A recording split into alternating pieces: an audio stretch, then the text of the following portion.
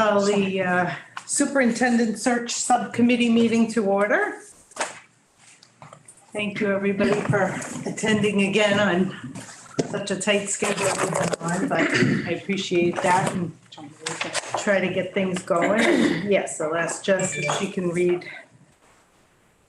This meeting will be recorded and will be posted to YouTube and other social media platforms. By participating in this meeting, you understand that the recording could contain your video stream or your audio stream, including images of yourself or anyone in the room with you. If you choose to enable your video or audio device during the meeting, as well as anything or anyone else that may be in the background, could be recorded.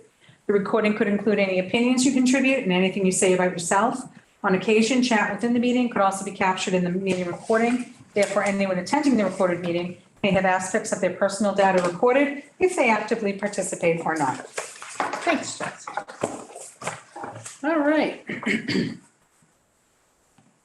Walter, do you have a question, or were you raising your hand, or? No, I was just trying to change the view, that's all. Okay, I didn't know if you couldn't hear us.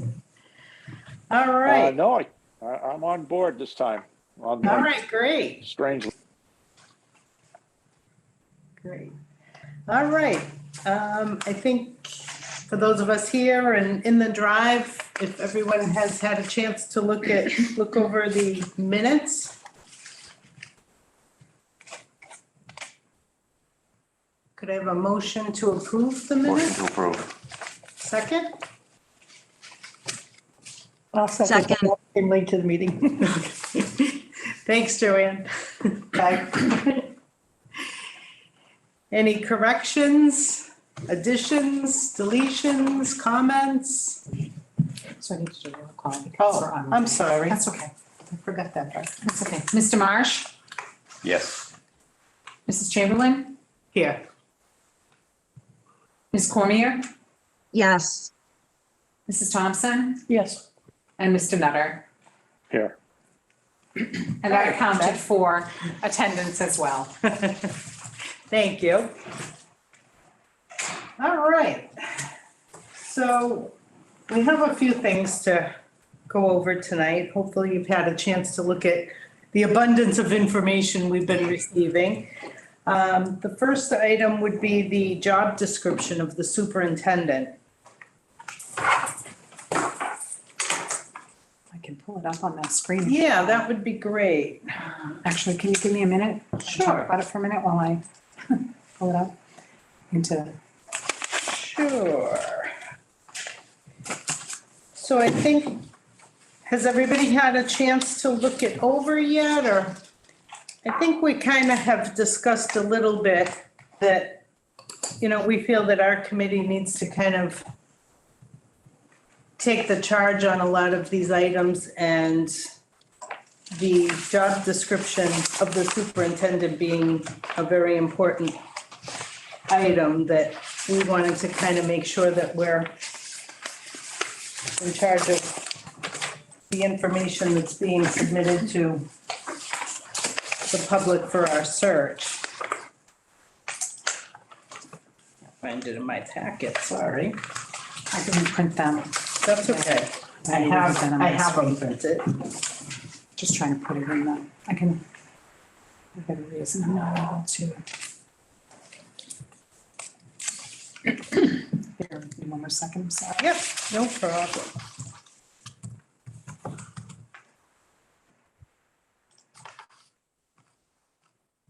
Has everybody, have you guys seen it online on the drive? Peg and Dave? I'm looking for it. All right. It was in the drive last week, our last meeting, which was the 19th of January. It was part of the information that Mark and Lee had provided us with last time for our first meeting. I think along with this one, we also have the internal posting as well that we had done. And like I said, we kind of talked last time that this is something that we really probably don't need an outside consultant to help us with, since we have a pretty good format already, and the responsibilities, and, being something so important that we may want to have a little more control over this. So, Excuse me, Deb, yeah, can I ask Jess to move the microphone because somebody's shuffling a paper that's very loud on this end? It's difficult to hear you. It might have been me. But Really, I was shuffling. I actually shuffled as well. All right, Is Check that the better? microphones. Yes, please. Thank you. sorry about that, Cheryl. Thank you for letting us know. So back to the job description. Has everyone had a chance to look it over and any suggestions, comments? Do we want to make any additions, changes?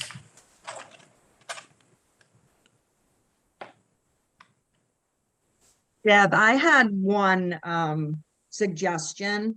Sure, go For the ahead. qualifications, number 2, good written and verbal communication skills, could we change good to strong? Absolutely.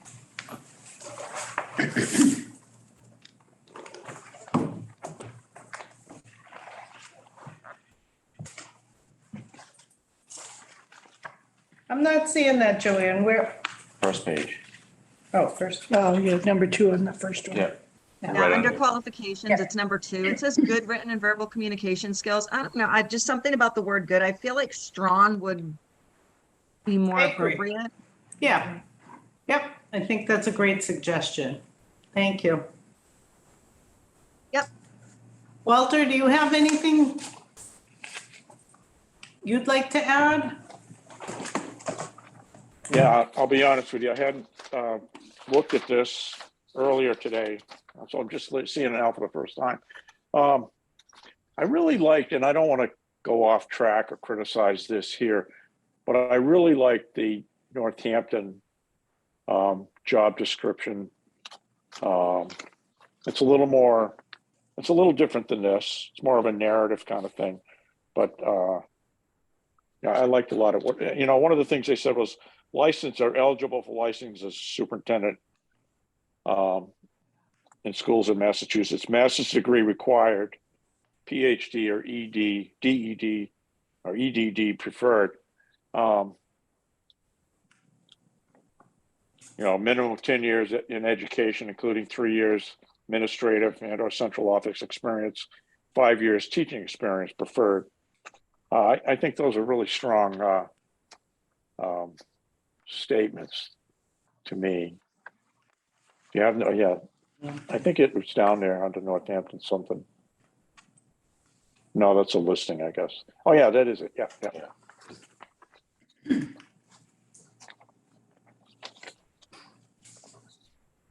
So you'd like to include all of those?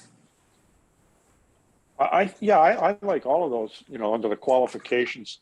And then on the next page, you have selection criteria and key responsibilities. So you probably have to scroll down. This here, I think that's there's a lot of things in there that I really think are really speak to what we want to do. Maybe a couple tweaks about maybe the town as opposed, they're more of a municipality and we're regional. But I mean, as far as I really like the way they wrote this. I think this is from the MASC, but I might be wrong. But yeah, it is a MASC. Yeah. That's what I was thinking, is it's their brochure after for the posting probably, but Deb, if I could just add something. sure. So I agree wholeheartedly with Mr. Nutter that the qualifications on this job description that we have for our district is awful. I agree with the qualifications on this Northampton thing, but the rest of this Northampton thing is more of the posting of the job, not necessarily should these things be put in as a job description, I don't believe, but definitely this is their advertisement to bring in that type of leader. Not sure that these sentences belong in the job description. Job description is a lot more specific. Okay, that's what I thought this was MASC's kind of brochure for the job posting, so Mhm. I agree with you. on Okay, that. yeah, I don't have a problem with that. I think we should add in those qualifications though, if everybody is in agreement with that. Is there Those anything else three you bullet could, points. yeah, do you think that's sufficient, Cheryl, or should there be anything additional or changed in that? I can only, let me, Just has it up on the screen now, the qualifications. she does, it's just that my Zoom is covering it. I think that is head and shoulders about what we have on this written document in front of us. Okay.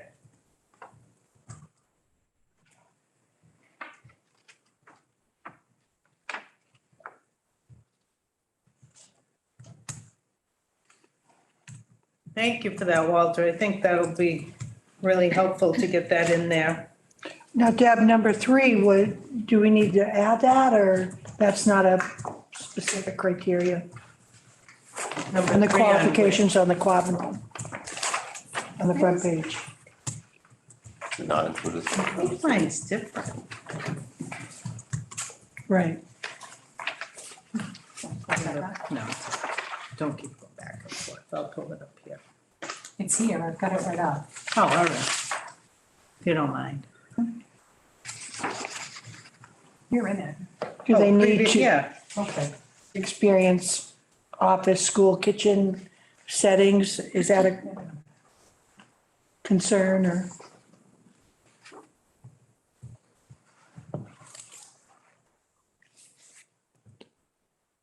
What are you concerned? I think when you're looking for a superintendent of schools, and I know I'm not part of the committee, but this is a much lower level type of qualification than a superintendent of schools.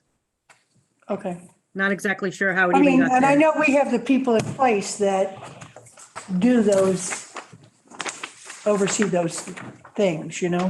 Right. So do you want to strike that or? I think we should strike it. I think we should take number 3 out completely. And I think number 4 too could be taken out. I think we just That's kind take of, out both numbers 3 and 4 and put in, the more specific qualifications, like having a minimum of 10 years in education and, just more specificity. I agree. Just swap out all 4 of them for, do we want to leave in the strong written and verbal communication skills? I mean, is that, you would hope that person would be that anyway, Well, correct? yeah, at this level. I'm looking at one that says superior communication skills at all levels. I mean, the higher standard if you word it that way. Again, going to back to the Northampton one, they leave that part out, but they do put it in the selection criteria and key responsibilities as their first bulletin point. It was outstanding communication, experienced educator with outstanding communication, so on and so forth. So I think that maybe that's where we would go with that communication. I don't know. That sounds, yeah. Yeah, I think you're right, Somebody Walter. smarter than me probably knows. These bullets all need to follow. Yes. Flipping through the brochures, Right. it seems like the qualifications listed are just the education and licensing ones on all the brochures, just looking at them all quickly now, so. I think you're right, I think, that would be the other communication skills and things should come down later. Would we all pretty much agree that this Northampton qualifications just swap out? All right. Do you want me to do it while we're speaking, or If you can, that'd be great. I'm just trying to pull up? Well, I know you've got a lot of computers going on. All right, so looking down at the performance responsibilities next. Or actually, we should probably go next with the goal. Do you want to stay with this format or follow along through this document anyway is probably the best for Jeff, instead of skipping all over. So in the job goals,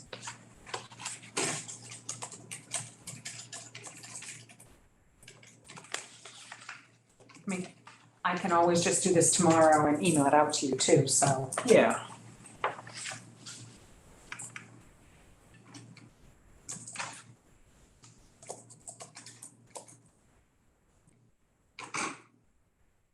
Do we want to leave the goals in, the job goal as it reads?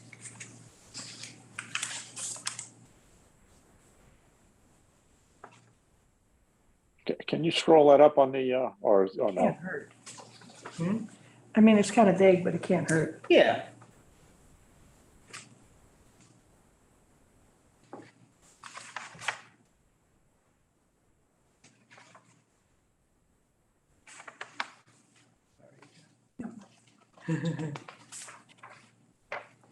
Can I chime in for a second? Of course. I'm not sure the term job goal is, The best, yeah, I don't know, it feels kind of awkward to me. And I like, again, what Northampton has. I think we just want to really personalize that more to Quabbin. But I think that those descriptions are more about the roles and responsibilities, maybe. yeah, I agree with you.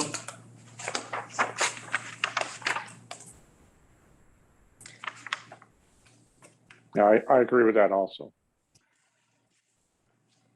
Yeah, I agree too. I think job goal is something yeah, it is very awkward. I was thinking the same thing. And it has like professional responsibilities listed underneath there, which I think just leaving it at professional responsibilities would be enough without having that job goal there too.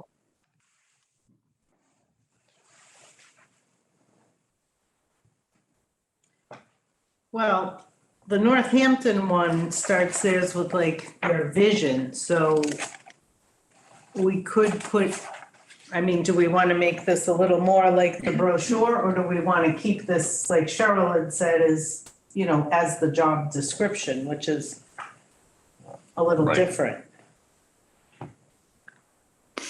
Do we want to strike that whole goal out and,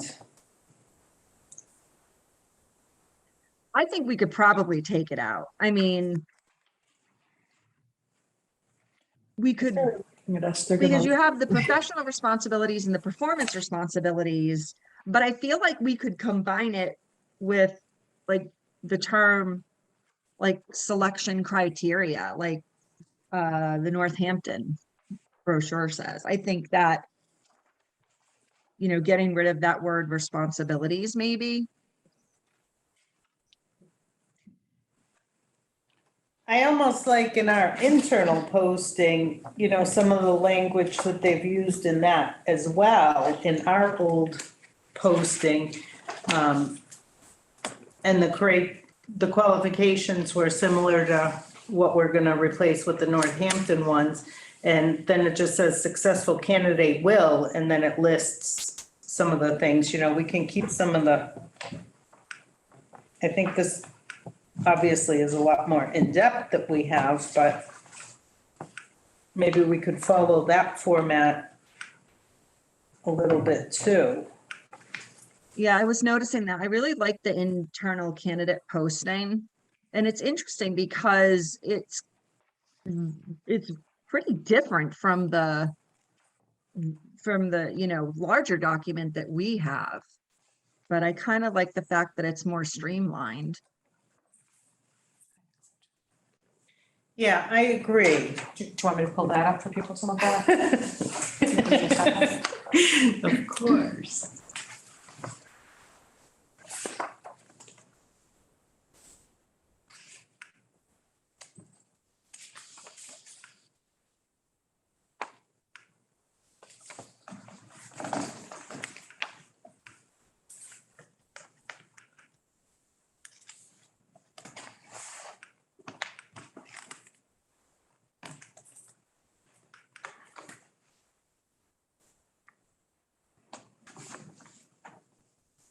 I like that format better.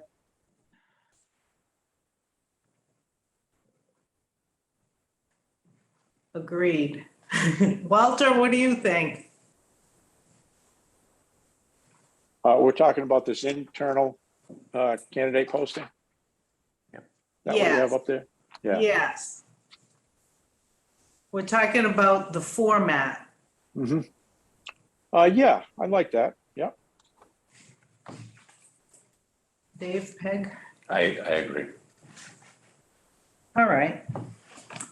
Sorry, Jess. No, that's whatever you want. I just want to know what you want me to strike out. Okay. We'll have to just kind of go over that, like what. So let's go through the bigger document now and see if we can kind of merge the two. Kind of sounds like that's what, Are we going with the qualifications as of the Northampton one? Is that what we've, because it's just a little different than. it is than a the little internal. different. How do you feel? The internal candidate had a minimum of 5 years' experience as an administrator, and the Northampton one was 10 years in education, 3 in administrative or central office, and 5 teaching experience preferred. Do we have any thoughts on what we would prefer? Still prefer the Northampton qualifications myself, but the only thing I'd be concerned with is we might shrink our application pool with the experience requirements. I don't know. I don't know what that stands, but I like what they have to say better. What do you think, Greg? Do you want me to go back to the Northampton one? Yeah. No, Just a qualification, yeah. the Northampton or? Oh, about the qualifications? Yes. Do you go, like, that's the Quabbin one that was there. Yeah, most people that have 5 years' experience as an administrator generally have plenty of experience before that in education. Yeah. Do you, And maybe 10 years as an educator and 5 years as an administrator kind of covers the whole thing. That it also makes it relatively broad. that was my concern, was Northampton is only 3 years as an administrator. I don't know that that is strong enough, but like you said, it might affect the pool. Well, it's a minimum, yeah. Being a principal to being a superintendent.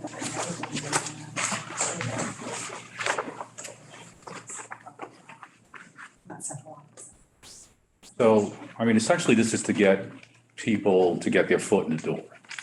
It has nothing to do with, in the end, Right. how the school committee would vote. Okay. So, I mean, you could have, no experience or whatever, but Doesn't mean you're going to be the successful. right, I mean, to say, okay, now we'll get 100 letters, 100 people coming in, and you might lop off 50. It depends how much work you really want to do on that first rush. I mean, if you do look like pretty much say, well, minimum 5 years admin or something like that, you're going to cut down, as Walter said, you're probably going to cut down the number of people, number one. You might want to do that. I don't know. I mean, you have to realize we're in a situation, and we've had some discussion. So this is February, okay? There may be some people sitting out there that are either not superintendents or have been administrators that are sitting saying, boy, I know there's a number of jobs available. I'm going to throw an application for everyone. You may have somebody that's a superintendent that's like, yeah, I think I'll be ready next year. I've had 5 years experience, whatever it is, but they're not ready to do something now. So we could throw something out there, and because of our timeline, and we have to have a timeline, obviously, you may not get people who are ready to pop in. Whereas if the timeline went the whole year, I'm not saying to do it, but they might say, okay, now I can plan to do this. I mean, that's a consideration. It really depends on, I think I said we got 51 or 53 letters, 51, and then a couple came in late. But really half of them just went, I mean, we just tossed them. I mean, like I said, there were some letters where people didn't proofread their cover letter. And I don't care what experience they had. It's like, really? You can't proofread it or have somebody proofread it? So I don't want to say it's like it's not a big concern, but. So basically what you're saying is if you have to decide either to make it a bigger pool and then realize that you're going to have to cut a lot from a bigger pool, or make it a tighter pool with the number of years, and you might not get, there might be a diamond in the rough that you don't get because of that. Well, on one hand, I think of, Dr. Marshall, she was a principal, right? So, I don't know how many years she did that before, but if we said something like, yeah, we really just want people with, central office experience or superintendent experience, you might, as you say, not get that diamond in the rough who might be, I've been a principal for 6, 7, 8 years, but might really be good. But on the flip side, it's, once again, if you keep it loose, you're going to get a lot of people that's just going to, there are people who have resumes sitting there just looking to chuck them out. It's kind of your call. If we had a year to do this, or if you're, I'd say, sure, open it up to everybody, but I don't know. So you think it may be better to go a little tighter with it? In this situation where. Well, I think are you saying that it depends on the timeline? Part of it does depend on the timeline, I think. I really think so. It's a short timeline. And it's not unusual for, that I've seen over the past number of years for a superintendent's position to be posted and there's a lack of satisfaction on the part of the school district with the applicant pool, and they repost it. Right. Then you change the timeline. So, you could post it and you could have the diamond in the rough walk in the door, or you could have nothing. Right. And if you have nothing, then you can reset the clock. Not that you want to go with that intention. No. But you need to, remember that that's a possibility that you still can do that. I was going to mention this later because looking through, and once again, I like Northampton like everybody else does, but I looked at their application, their timeline here, where they pushed in a whole bunch of stuff like on the week of March 20th, finalists, interviews, site visits for candidate districts, and the superintendent selected, like all in that week. And I thought, there's no way in hell they're going to get all this stuff done. Our experience was just trying to time things to get people to, just to bring them for parent interviews and administrators interviews, et cetera, et cetera. And so I'm thinking, number one, you really need to maybe set your timeline. I know this is the first part of it, but we are going to discuss that tonight. That's that. But the other thing is you may want to have within your timeline kind of a, sort of a, I don't want to say drop dead, because that's probably not the way to say it, but as a plan B to look at, and Cheryl can probably help on this, to look at something to say, okay, if we are not where we want to be, do we look at an interim superintendent?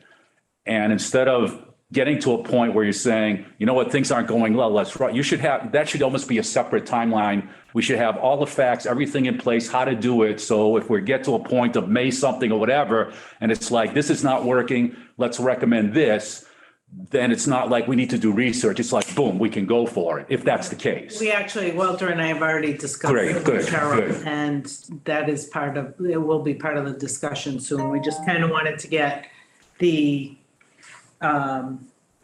get going on the RFQ. Sure. And, the job description. So, and that's what, we're discussing. We're probably going to kind of have an aggressive meeting schedule in the beginning to get this stuff kicked off. So, but yes, and thank you for your input. Sure. Because we need all the assistance. You've done this so many times in ways that all of the information you have is very helpful to us as we try to put this together. So how does everyone feel now about the qualifications? Do we want to keep it looser and get the bigger pool? Do we want to? Debbie, Yeah. can I interrupt? Yes. It appears to me, being someone that's gone through this several times, Yes. that there's a lot of questions that the committee members have. And I would suggest that we focus on getting the consultant on board, and that he helps us, facilitates this discussion and helps us come to a conclusion. Because there's a lot of questions the committee members have. Nobody's really sure of what they want to do. That's what this consultant will do for us. Okay. That's, so I think we should, he'll even talk to you about the timeline. I think the discussion that you and Walter had today about timeline and what Lee said is true. It's a very aggressive timeline and it may be detrimental, but let's get the expert's opinion on it. That sounds good. So I think with all the information, I think all of us can have a little time then to look over everything and kind of have our own notes and be more prepared when the consultant comes on, and we can have a better discussion then. Does that make sense? Have we already moved forward to hire one? No, that's the Okay. next topic we gotta discuss tonight so that we can get it posted. That was really the essence of the gist of the meeting tonight, was to go over the RFQ that Cheryl has prepared That's good. for us and get that posted, hopefully by Friday if we can come to agreement tonight. So any further changes to the job description, we're going to wait until we. Yeah, I think, what do you think, Walter, Joanne? I completely agree with Cheryl. I feel like we have to get a consultant in here to help us. Because Okay, I think it's new to so many of us and there are so many questions, and I think we really need somebody who's well-versed in this and experienced in this to kind of help lead us along the way. okay, so why don't we table this item for now and continue, to research and look over our documents and keep our notes, and we'll discuss it further with the consultant once we get one on board. So we can move to the next item then, which is the RFQ to search for the consultant that will help us with all of this. So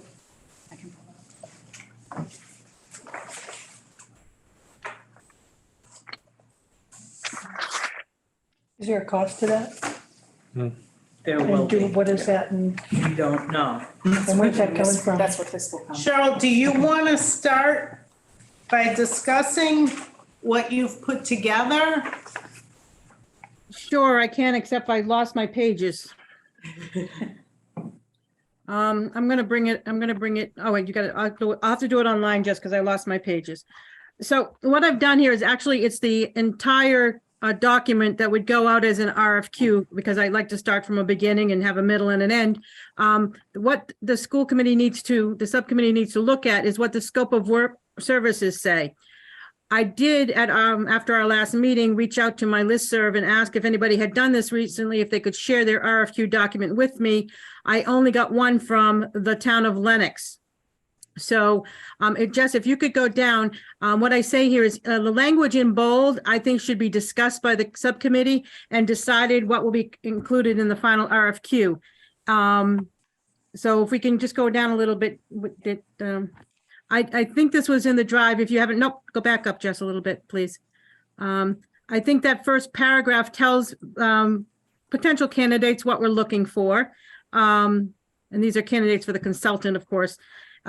Walter and Deb and I had a meeting last night, and one thing that I thought that we should bring to the attention is, does the committee expect that the consultant will attend meetings in person? As I was doing my research, and I think I saw an email from Deb today that said it's very hard to find executive search firms in Massachusetts. There's not a whole lot out there that come up on a search. And I found an article from Boston Public Schools last year when they went out, and the article was Boston to interview 7 different firms. All of them were from across the country. None of them were from Massachusetts. So if the committee expects that this consultant will be available to them in person and to facilitate meetings and focus groups and surveys and interviews in person, that's what that second paragraph says. I think that's very important that the committee have input on that, and that is what they truly want to do. Thank you, Cheryl. I also looked recently, Worcester also had a search firm. I think it was out of Florida, or I forget where, I think it was Florida, but it was out of state as well. I couldn't find very many other firms in Massachusetts. So, Walter, did you want to speak on that at all? No, I don't really have anything to add. I guess the only thing I would say is that should we have a caveat in there that if we can't find we need 3. So if we couldn't find a third one, that, consideration would be given to a consultant that has to zoom in. I mean, we don't want that, but, or should we just, I don't know. I don't really want that, but we have to have 3, right, Cheryl? So on this particular procurement, based on the law that was passed last November, when you do a request for quote, you have to solicit 3 quotes. That means you have to send it out to at least 3 firms, or put it on the state's website, but you have to send it out to 3. You don't have to get 3 results. Okay, all right. Good. There are some procurements having to do with building construction and building repair that the documents actually say you have to get 3 quotes to go out, but that's not the case here. So if we were to send it out to the top 3, which I think are MASC, NESDEC, and the Collins Center in Massachusetts, we tried to solicit 3. We only get 1 and we only get 2. We take the lowest bidder. All right. Then I'd say leave that in there. One word can make a big difference. And in that sentence where it says it is expected, if you change that word expected to preferred. Well, then that's a big difference from what Greg, if they say preferred and you get someone from Florida, you don't mind them, but they're going to be facilitating all of the meetings from afar. And if you expect them to facilitate the walkthroughs, how's that going to happen? Yeah, I don't know. I mean, if you want to leave it as expected, then you're going to limit it. And maybe we want to limit it. Well, I think when you say you want somebody in person, you are saying you want to limit it. Right. If you say preferred, and that company from Texas that was in Boston, you're going to be working with them in Texas because you have to take the lowest bidder. So when you have to take the lowest bidder, you want to be very specific with your wording. Thanks, Cheryl. Joanne, how do you feel about it? Well, yeah, I mean, it's tricky. I mean, of course, I think you want the consultant to attend in person. I think to leave that wording in, it is expected is fine if that's what we want and that's what we're looking for. I don't necessarily know if we'll get that, but I mean, if that's our expectation, then we should leave it as it is worded. Dave, Peg? I agree. I mean, I was thinking the preferred as well, but I wasn't thinking about the walkthroughs and stuff like that. Because just like we were saying with the talent pool out, the title pool out there, if we limit ourselves. Well, I think realistically, there'll probably be 2 options from the way it's worded now. Yeah. And Are you okay with those how options? important is it to us that we have somebody local? Is that more important? Or having more choices is kind of what we need to decide.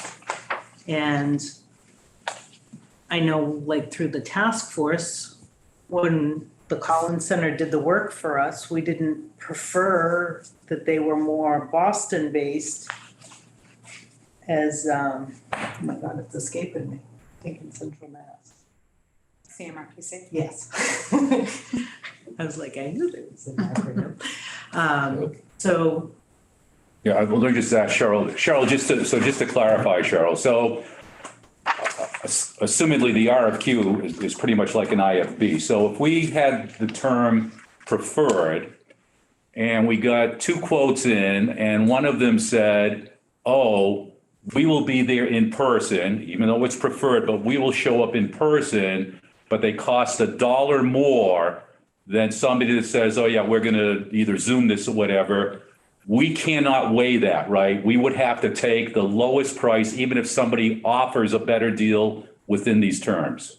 Yes, that's what an RFQ is. An RFQ is you take the lowest bidder. unless there's another reason that you can disqualify them, like they say they're not going to, for example, it says assist you in planning and facilitating a community forum. And the lowest bidder says, we're not doing a community forum. Then you can disqualify them because that was one of the things that you said they had to do. But if Right. it comes down to price, it's the lowest price in this event. Right, okay. So is expected a strong enough word, or should we say required? Because expected kind of leaves a little wiggle room to me. You bring He's up an right. excellent He's right. point, Walter. Yeah. Requires. Hmm. If you want them here, it should be required. I mean, I know I I'm splitting agree. hairs, but No, it's not splitting hairs. I mean, it's a good No. point. No, you're right. So how important is it? How does everybody feel? What's the preference? Somebody within Massachusetts or someone within the country, or we don't know. Cheryl, you know the entities that would be looking at this. Do you feel comfortable with them? That's, I'm not going to be working with them, Deb. I mean, Peggy, I'm not going to be working with them. The school committee's going to be working with them. You know, you can put in this RFQ, I know you're trying to do a tight timeline, but you can put in here that the respondents must meet with the subcommittee for an interview before the committee makes their decision. And then you get to, learn a little bit about them and not just go by a piece of paper with a price. But if they still meet the minimum requirements, we're defined to the low bidder. We are, yes, we are. I mean, to me, I think you want somebody from Massachusetts. If, I do too. I mean, if it cuts down, if somebody comes in from Florida, I mean, I'm not saying they wouldn't be good, but they're really not going to know the locality. Is it possible, Cheryl, that if somebody, let's say, bid from Florida, then they would have like outreach to somebody in Massachusetts? I mean, I'm not even sure how these things might work. Would they be operating, do you think, pretty much totally from Florida? Or would they say, oh, we have Jane and John who live in Natick and they'll be handling the bulk of this? Or would they have to say that up front?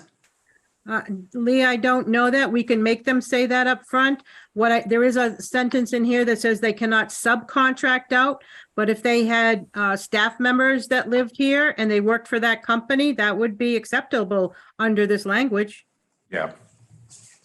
But I can add in there that they must provide us with a list of the staff members that would be on this project and where they live. Sort of a key person clause? Yes, exactly. Yeah. So it sounds like you're probably looking at Masca, Nesdeck, and Collins. Right. I mean, Yeah. I would like somebody from Massachusetts. That's the way I would view it. But, once again, I think going through the task force and QEMP and all that stuff, I think that was the feeling I got, was having someone local. And I don't think we even feel Boston is local enough for us, but I think Massachusetts is important. Having someone based in Massachusetts is important to me, so I would be willing to change that word to required and not leaving any loopholes in that area if everyone agrees that that's something important to the subcommittee to have in there. Deb, would it be too specific to put Massachusetts in there? Yeah, I think we might be called on that, Joanne, by the Inspector General's office. If a company in Connecticut says, hey, I'm willing to come to every meeting and do your walkthroughs and you disqualified me. I don't think that's a good thing to do. Yeah. Yeah. All right. But I would change that sentence to say the consultant shall attend and facilitate all meetings in person throughout the process. That's how I would change that sentence. I like it. I like it too. All right, I change. agree. Okay. See, that only took 10 minutes for one sentence, for one word. Can we all agree on the Quabbin logo? But it's important because you're determining kind of the direction of the whole thing. And those words, like that one word expected, changed to shall or preferred, makes an enormous difference in terms of what could walk in the door. And this, I mean, unfortunately, it's not like other bids, like Cheryl has explained, where we could have a ranking process and things like that. Exactly. And where we're on, a tight timeline, trying to get this language right is very important. So I'm glad, even though it has taken some time, that we're looking at every word. All right, so Cheryl, now we're on to the scope of services. So what I hope what could happen here is that the committee read and dissect each one of these things and do you want it left in as it is? Do you want it to changed? Do you want it to say something different? Because again, this person's going to be working for you, and I want to make sure that I don't put words in your mouth. All right.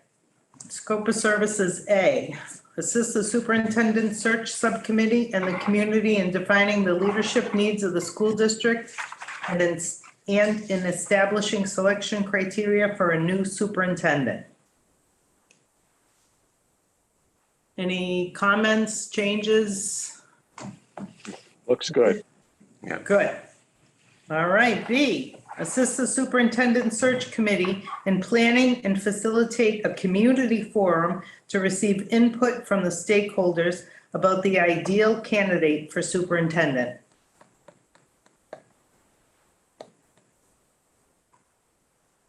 No Is this problem. something that they've done in the past? Have had a community forum? Yes. Okay. The only thing I thought about is, do we want to add in a little more there with surveys or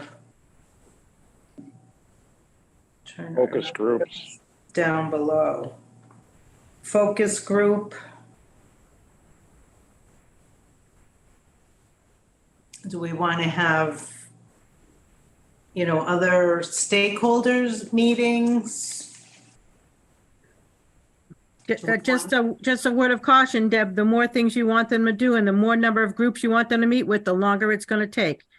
So if you say focus groups and then you identify 4 different groups that you're going to do at all different times, you're going to be adding some time to your schedule. Will that add to the price too? Oh, I'm sure, because if you're going to do, like when we were doing the Collins Center thing and they had focus groups, they had 3 or 4 of them going on at a time. That meant 3 or 4 facilitators at a time. So of course it's going to add to the price. So can we still do the survey ourselves? Like Colleen, you had said you could help with that, right? Well, Is that something, can we do these outside the scope? I can't answer that, but we certainly can put one together. But I think, just to back up for a second, I think facilitate a community forum is pretty broad. Yeah. So you can pull parents and you can pull community members in. I think that covers everybody. So I wouldn't worry about that. Okay. Go ahead. Okay. I'm thinking a survey, is a good, pretty fairly cost-effective way to get a lot of input back from parents and, if we decide to do students or at least the things. And they're going to assist you with planning, like the planning part about, Right. Are we going to do a survey? Are we going to do But focus I just groups? want to make sure we Yeah. can do it and not be bound within this scope, that we can. Yeah, Debbie, I don't think you want to do that because you're trying to hire the person that is going to run the show for you. And so he's out there and he's conducting these focus groups or these community forums and you go, oh, by the way, we have 22 pages of survey data for you. While he could have had somebody doing that survey, these companies, they already have these surveys prepared and they'll tweak them to what we're looking for.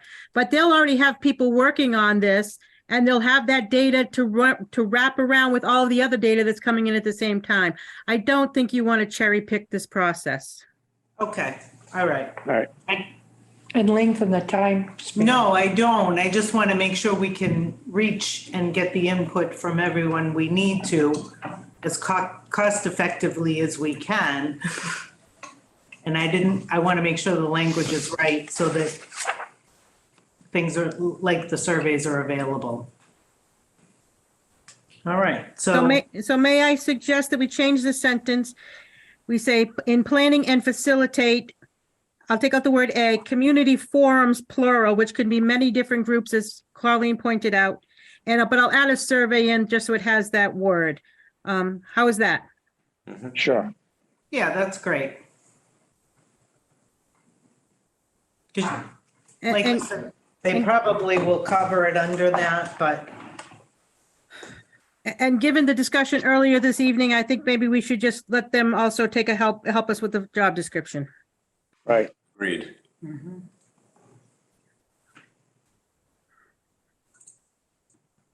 so we had different language in the job description, which is C, which is review the current job description, because we thought that we would do that, but should we change that language back, Cheryl? I think we'll just leave it as it stands, so they'll review it and recommend revisions or subject changes.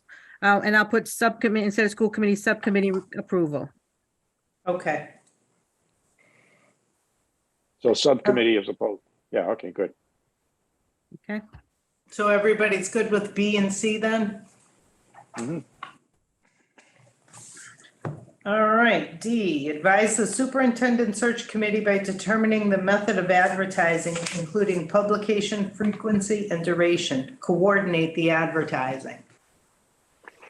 This is something we talked about last night. The advertising will probably be an additional cost for us and, well, I thought about that today, Deb, and I changed my mind and put the form back to the way it was.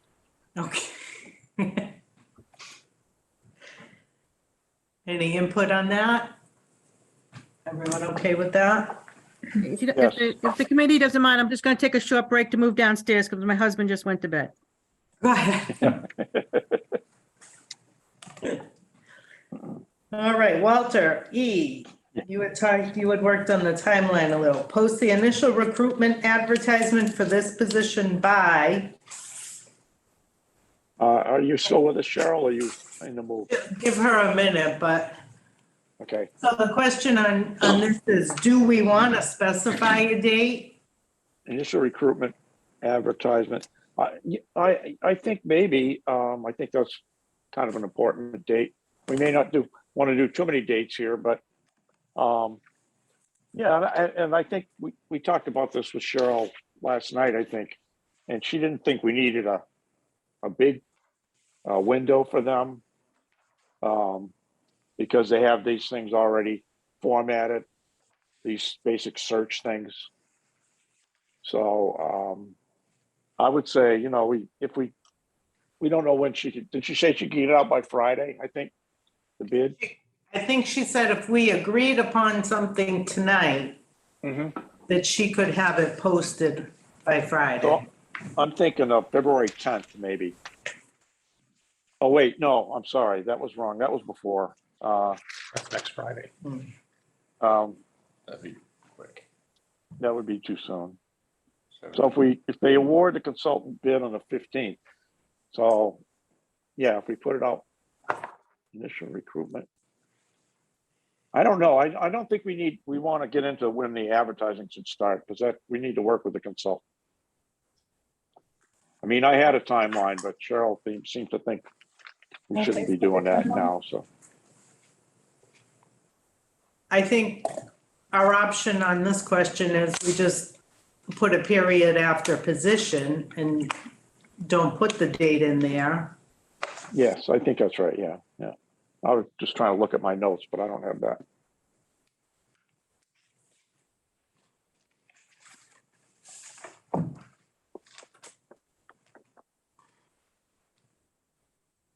I mean, I think a start date of July 1st is what they need to back into with all the dates.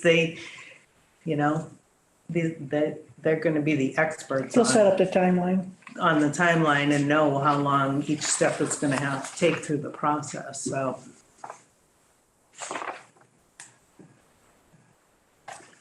Wait for Cheryl, I guess. I'm here. Okay. We were just discussing that maybe we should not put a date. As long as it's clear that July 1st will be our start date and let them back into the Okay. date. How do you feel about that? Well, I think that we need to have them help us with the timeline as well, so we can take that out. Okay. Everyone in agreement with that then? Take E out, No, we're gonna leave, just stop at position. yeah. We don't need to tell them the date, they can tell us. Yeah, Okay, all right. All right. So F, advise the superintendent search committee by determining the method of direct recruiting, including professional networks. Recruit a diverse pool of qualified applicants who are a good match for the leadership needs and selection criteria developed. So I do have a question, comment on this. Obviously, we do want a diverse pool. I'm wondering if we could maybe de-emphasize the word, maybe put it in italics rather than bold, just for the Oh. sake of, if they do a search, if they see that and they say, oh, these guys really want a diverse pool, they may push that up in the search. Go ahead, Cheryl. The bold and italic are for the subcommittee, to draw attention to the subcommittee tonight. This is in no way what's going out as the RFQ. As I said in the beginning, these things that are in bold are something that I wanted you to discuss, because I felt the same way. To use the word diverse, I think kind of like puts emphasis on it. But this is not going out to the public in this manner. Okay, all right. Good. I'm okay Could with we- it then. Could we just say recruit qualified applicants? rather than diverse, Yeah, recruit a pool of I personally, I like the diverse. Might limit people though. I mean, does the term diverse pool really give you anything? Well, I mean, Well, yeah, but they would be applying. they aren't gonna control the applicants, it may affect how the job description's worded and the advertisements maybe, But what is that? So what does that mean to you, though? I mean, what does diverse pool mean to you right now? Somebody different. It means people of color, white people, Asian Americans, whatever, So you're looking for a racial component there. Can I chime in? Sure. Sure. I think it also means that you might be open to someone who's been in a suburban setting or an urban setting, not just race or ethnicity. So I Okay. put that out there.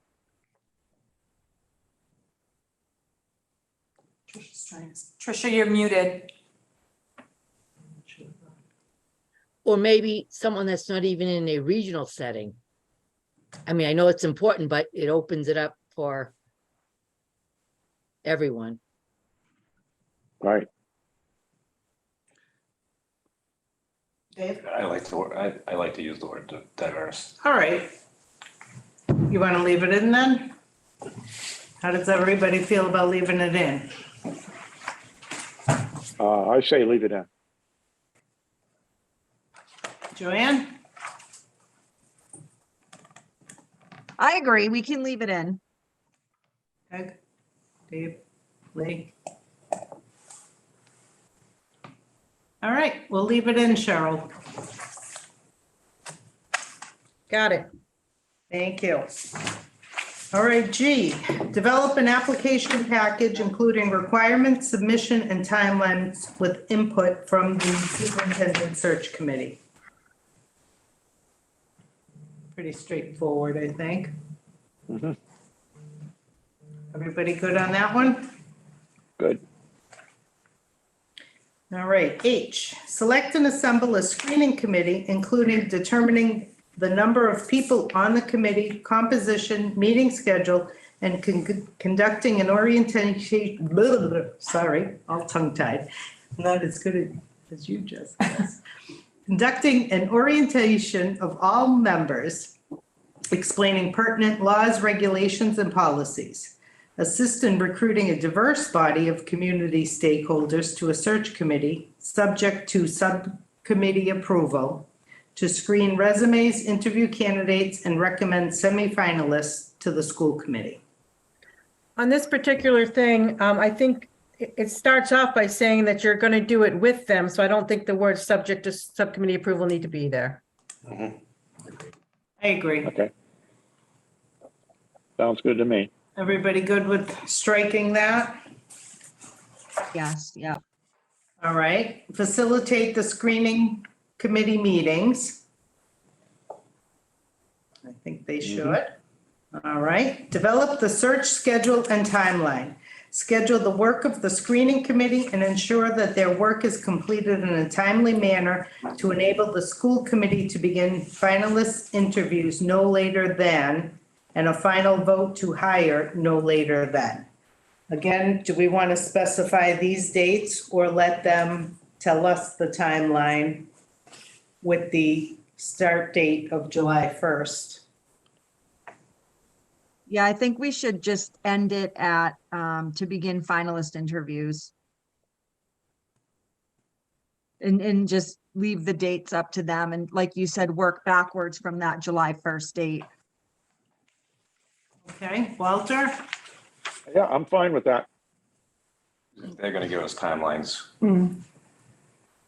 Okay, we'll strike those, the date, the rest of that sentence, Cheryl, then out of that. Okay, all set.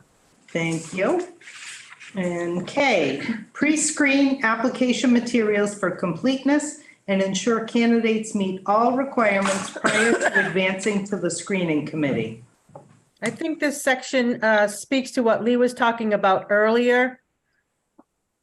That, you know, kind of like what we did, Lee, when we had this, the shredder in the middle of the table.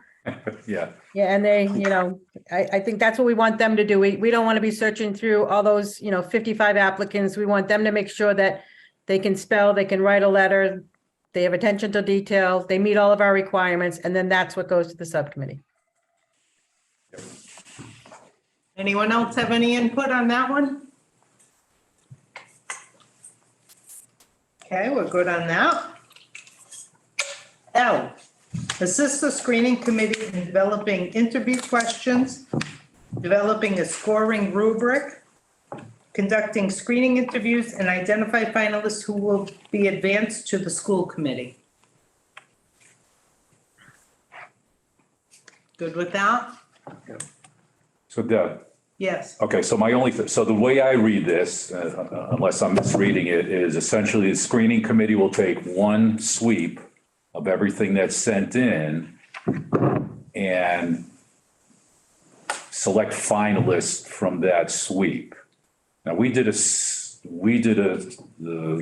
when, we did a sweep for semifinalists. Then we interviewed the semifinalists to get to our number of three finalists. I'm just throwing that's the way we did it. I mean, I don't know which way you guys want to do it.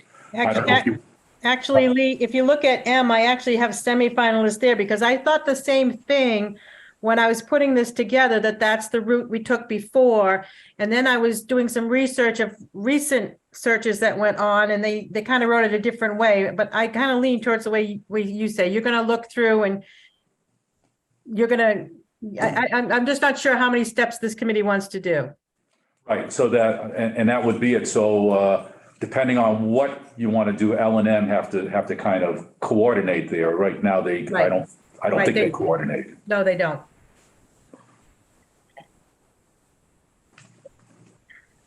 Walter, how do you feel about them? I think you could flip them around, I haven't really read them completely, but maybe make M be L and L be M. But I would like to, I mean, I know that interviewing a lot of semifinalists is going to take a lot of time. But you never know what, you know, like Greg said, you might find a diamond in the rough there. Who knows? So I guess we have to figure out, or do we have to figure out how many semifinalists we want to have? Well, I We think want- that, yeah, that's something we can't talked put that on. about last night, but I don't know how much authority or how much we want to be involved in this. And I think we hold this district very close to us, all of us, and want to be, you know, intimately involved in this whole process. So do we want to have them whittle it down to just a few and not have as much to look at and maybe not see that diamond in the rough and have our opportunity to meet and interview these people? Or do we want to let this firm do that work for us? I think it depends Yeah, on how if I many could- meet. Oh, go ahead. Sorry, just going back to the L, instead of saying in identifying finalists who will be advanced to the school committee, why couldn't we just say candidates? I think I messed up there and got like, I think Mr. Nutter said that I got L and M mixed up. So let's look at it this way. If you've got 50 people that put in application, the consultant's going to go through and just keep the ones that meet the minimum requirements. Let's just say that's 30 of them. This subcommittee will determine, after looking through those 30 applicants, how many you want to interview. And then how many of those that you interview are you going to move on to the school committee? I don't know if that's one step or two. Lee, is that one step or two? I don't know, to me, it's kind of two steps. I mean, we actually did two sweeps of the letters, the screening committee. The screening committee, first we lopped off those, as you said, let's say 30 made it. Then the screening committee met again and looked at the 30 and then identified, I mean, we cut it down, we cut a lot out to our I want to say 7, and then the subcommittee interviewed those 7. So there was a kind of a double step there at the very least. Right, but in this point, the consultant's going to do that first sweep, the sweep that went through the shredder. The consultant's going to do that. They don't meet the minimum requirements, they're gone. Right. So you're saying you'd like the subcommittee should sit down with those 30 or go through those 30 applications and then determine how many they want to interview. I think that's one step. And it could, yeah, sure. I mean, you know. So at that point, you're interviewing kind of semifinalists. Then out of those, say you do 7, and then out of those 7, you say, well, we're only going to bring 5 to the school committee. And then those are the finalists. Does that make sense? I've bounced this around my head 3 or 4 days now. So, and every day I think of a different method. I do think that makes sense, the way you just laid it out, Cheryl. So I think that, I'm sorry, who is? Yeah, go ahead. I think that in L, we should stop the sentence after conducting screening interviews. Okay? Agreed. So they're doing the screening, and then the search subcommittee is doing the initial interviewing. So they're going to bring then we go down to letter M. Well, I don't know if you want him to help you decide what number you're going to look at, but then a certain number of those interviews, those candidates of those 30 that you're going to look at, you're going to determine, or with the help of the consultant, how many you're going to interview. That should kind of like be what M is. And then how many of them are going to go to the school committee. But I think last night you decided you didn't want to have a number in there for each of one of those. Right, that's what we talked about and wanted to see what the rest of the subcommittee felt about that. We didn't want to limit a number or put a number on it. When we were talking last night, Walter and I thought that not determine a number. So that's why the word number is highlighted there. How does everyone else feel about? Strike it. Strike Can I it. ask a question? Of course. So if you're going with outside, whatever, committee, are they gonna come in with their own protocols? Or do you give your protocols to them? What do you mean outside committee, Tricia? Not committee, The consultant? Consultant. what? The consultant? Yes, The consultant works for this subcommittee. and so you just give everything to the consultant, is that what you're saying? Well, that's what we're determining tonight, Okay, what the subcommittee wants this consultant to do for them. So where we're talking right now is to assist the screening committee. Now, the screening committee, so this is the subcommittee. The screening committee is adding more people to this subcommittee. A parent, a teacher, a paraprofessional, principal, member of the public, a member of the public officials.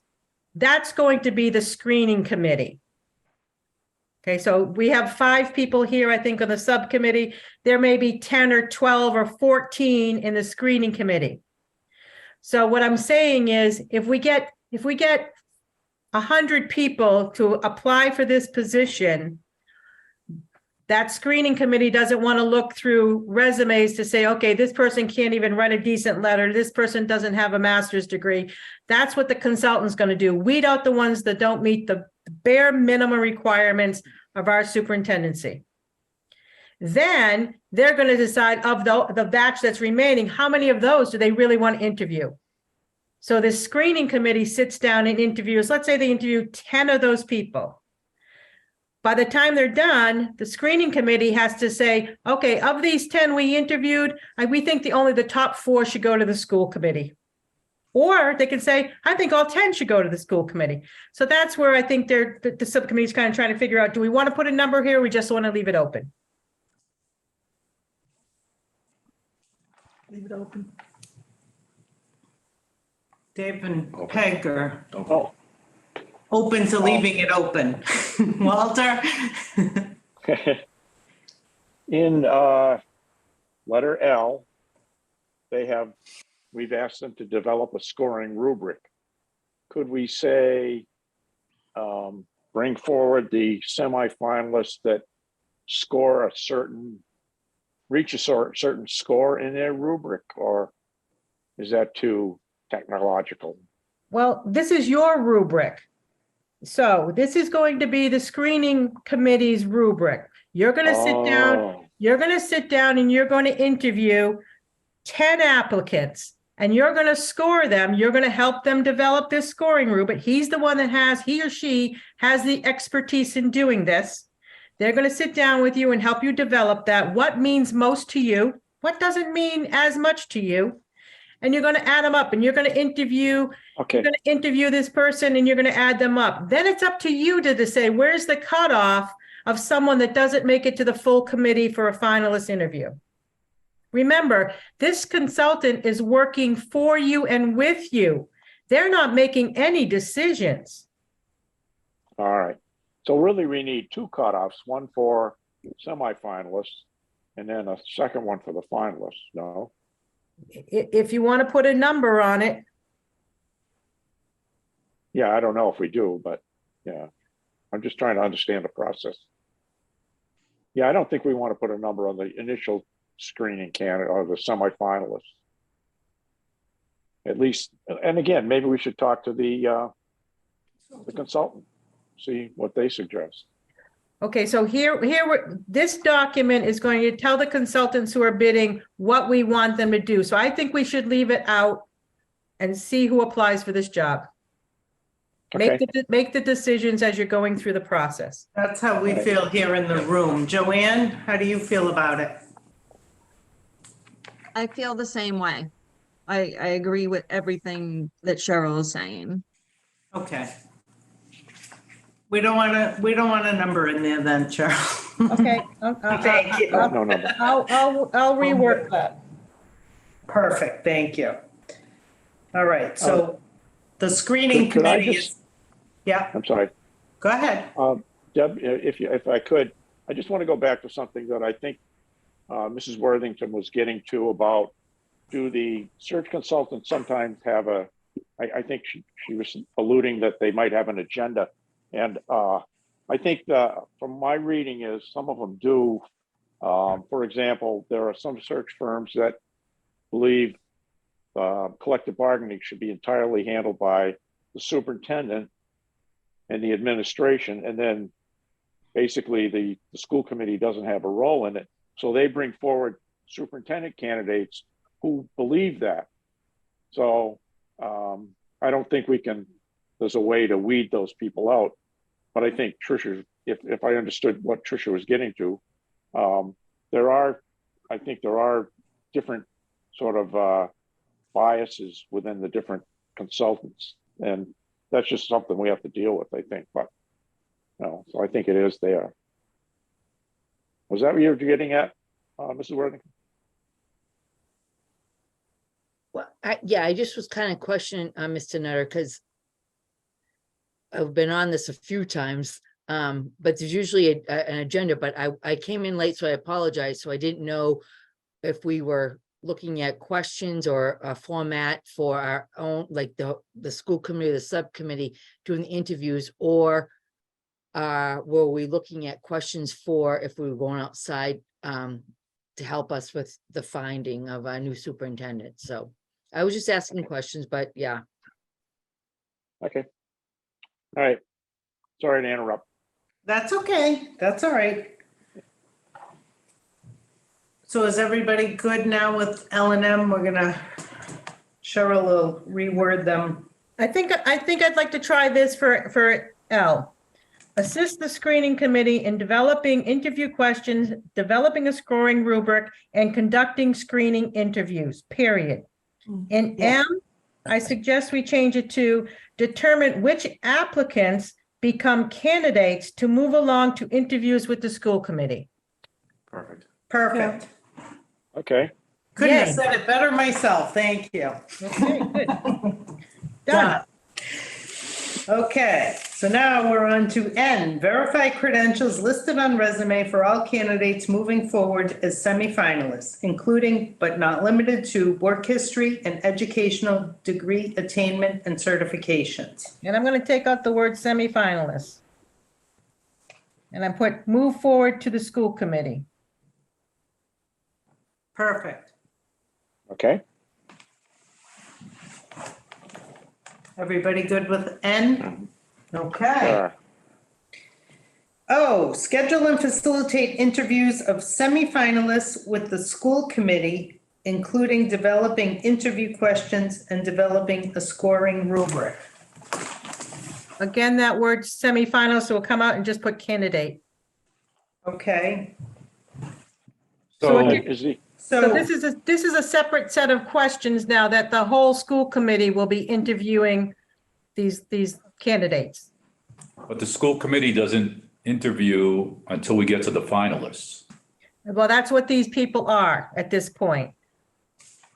At this point, so the consultant weeded out the ones we don't want to even look at. The screening committee looked at all the others. They say, okay, we want that based on our scoring rubric, this number are moving forward to the school committee, and the school committee are interviewing now. So then shouldn't you have the word finalists there then? Well, I wanted to take that all out of the whole thing, but you can put it back in if you want. No, I mean, if you're at that point, Okay, so how about schedule and facilitate interviews with finalists then? right, a finalist with the school committee or Okay. however you want to word it. right, Okay, So- okay, so take out semi. yes, I'm a little confused. Where do the semifinalists come in? there aren't any. There aren't any. You got 2 rounds of interviews. If you make it through the consultant and you did a good application, then this search committee is going to decide based on their rubric what they feel the best people are to move forward to the school committee. The school committee has the 3, 4, 5, 18 finalists, and we're done. And we kept getting tied up on the word semi and finalist. Does it matter? No. So so instead they went from an applicant to a candidate to a finalist. Yep, Right, And you so know Okay, what? I can live with that. And honestly, when the consultant is hired, he can say, you know what, let's not use these words in our documents. Let's change the words. He can decide on that. He knows what's best. Okay, That's what they do for a job. Right, so the way we've logged it off, so the subcommittee will not do any interviews based on. No, the subcommittee becomes a larger screening committee. But once again, still no interviews. Yes. Yeah, Yes, the screening committee is interviewing in L and deciding how many candidates move forward as finalists to the full committee for interview. So, all right, so the contractor here cuts the number from 50 to 30 for the sake of argument. So the screening committee will interview 30? no, the screening committee will review all 30 applications and decide from that pool how many they want to interview. You'll essentially be the semifinalists. Correct. Okay. I think, I'm not sure I like that, because the screening committee is going to be a big group of people, are going to be, community stakeholders. It's not just going to be a subcommittee, and we're going to all be reviewing all these applications. It sounds like it's going to be kind of a tough group to manage and to get to agree on things. Unwieldy is the word you want. So Mr. Nutter, I can't find the word.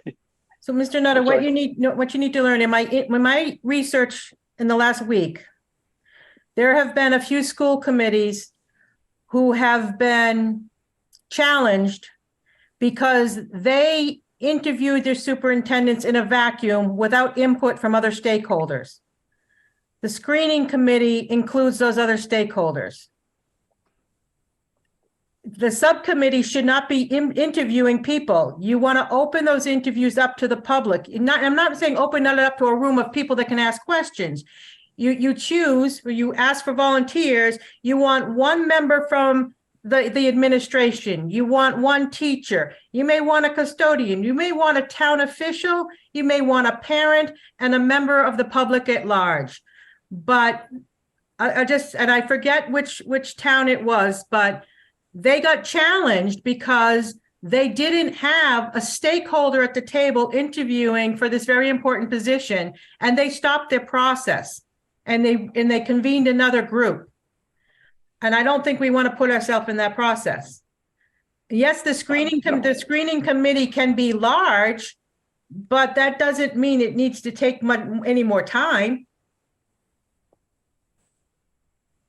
If I could jump in too, I can just speak from experience. I'm not an expert in the interview process, but I have served on many committees. And I think based on my experience, what I found is if we were to scroll up and look at some of the early items, A, B, C, this consultant's going to walk the team through and gain knowledge about what the stakeholders are looking for in a candidate. So I think by the time you get to the interview process, in my experience, there's a common understanding of what we're looking for in the candidate. So Mr. Nutter, I definitely understand, like if we pare it down and all of a sudden there's, 25, resumes sitting in front of us, it can be daunting. But I think at that point in the process, there would have been determinations made for what collectively we are looking for in the next superintendent, which I think would support the process in sort of sifting some off and then determining which ones we're going to bring forward as candidates for interviews. So you're suggesting the consultant will eliminate a number of candidates before they even get to the screening committee? No, I think the work with the candidate and with the work with the consultant and the stakeholders, the consultant will lead the work in gaining input from stakeholders so that there will be a common understanding among like the school committee members. Lead the school committee members through to a common understanding of what we're looking for. I don't know if I'm saying it accurately.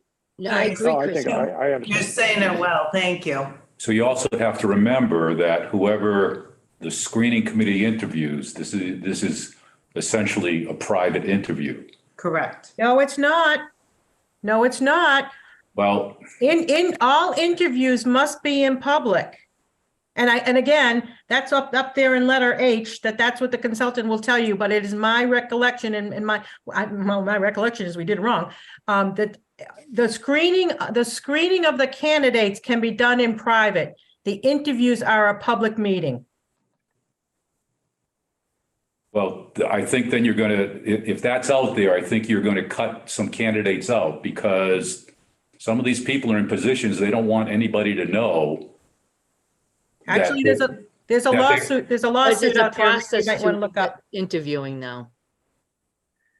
Yeah, there's a lawsuit out there, Lee, that I actually looked at the other night, so you might want to try to find it. I don't know if I can find it again, but you might want to look at, because they got in a lot of trouble for doing that.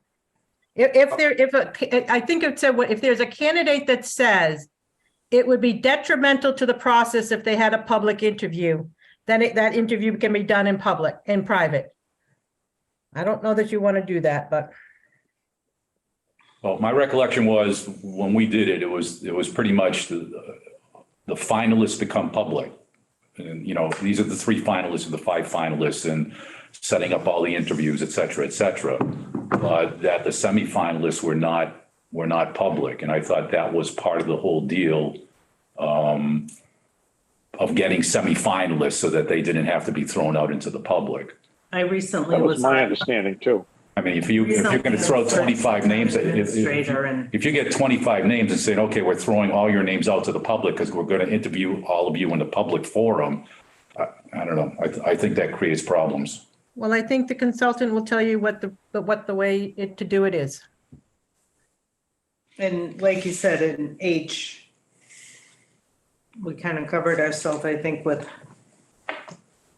explaining the pertinent laws, regulations, and policies. So that's something we'll definitely need to ask, because on the recent town administrator search committee I was on, that's how it was handled. It wasn't public until they became finalists. Right. So I just want the subcommittee to realize that it's possible that, and I'm thinking that the consultant, once he or she starts going through all this, may say to you, okay, well, the semifinalists, if we're going to call them that, whatever we call them, can be interviewed by the subcommittee, and it's not a public interview at that point. And that's going to be your responsibility, possibly. I mean, if Cheryl says there's some cases in the works, then obviously they'll tell us, because that's what the consultant's going to do. But keep in mind, it's possible that you guys may end up doing all these interviews. The way we handled it for the town administrator search was that we opened the meeting and then went into executive session to conduct the interviews.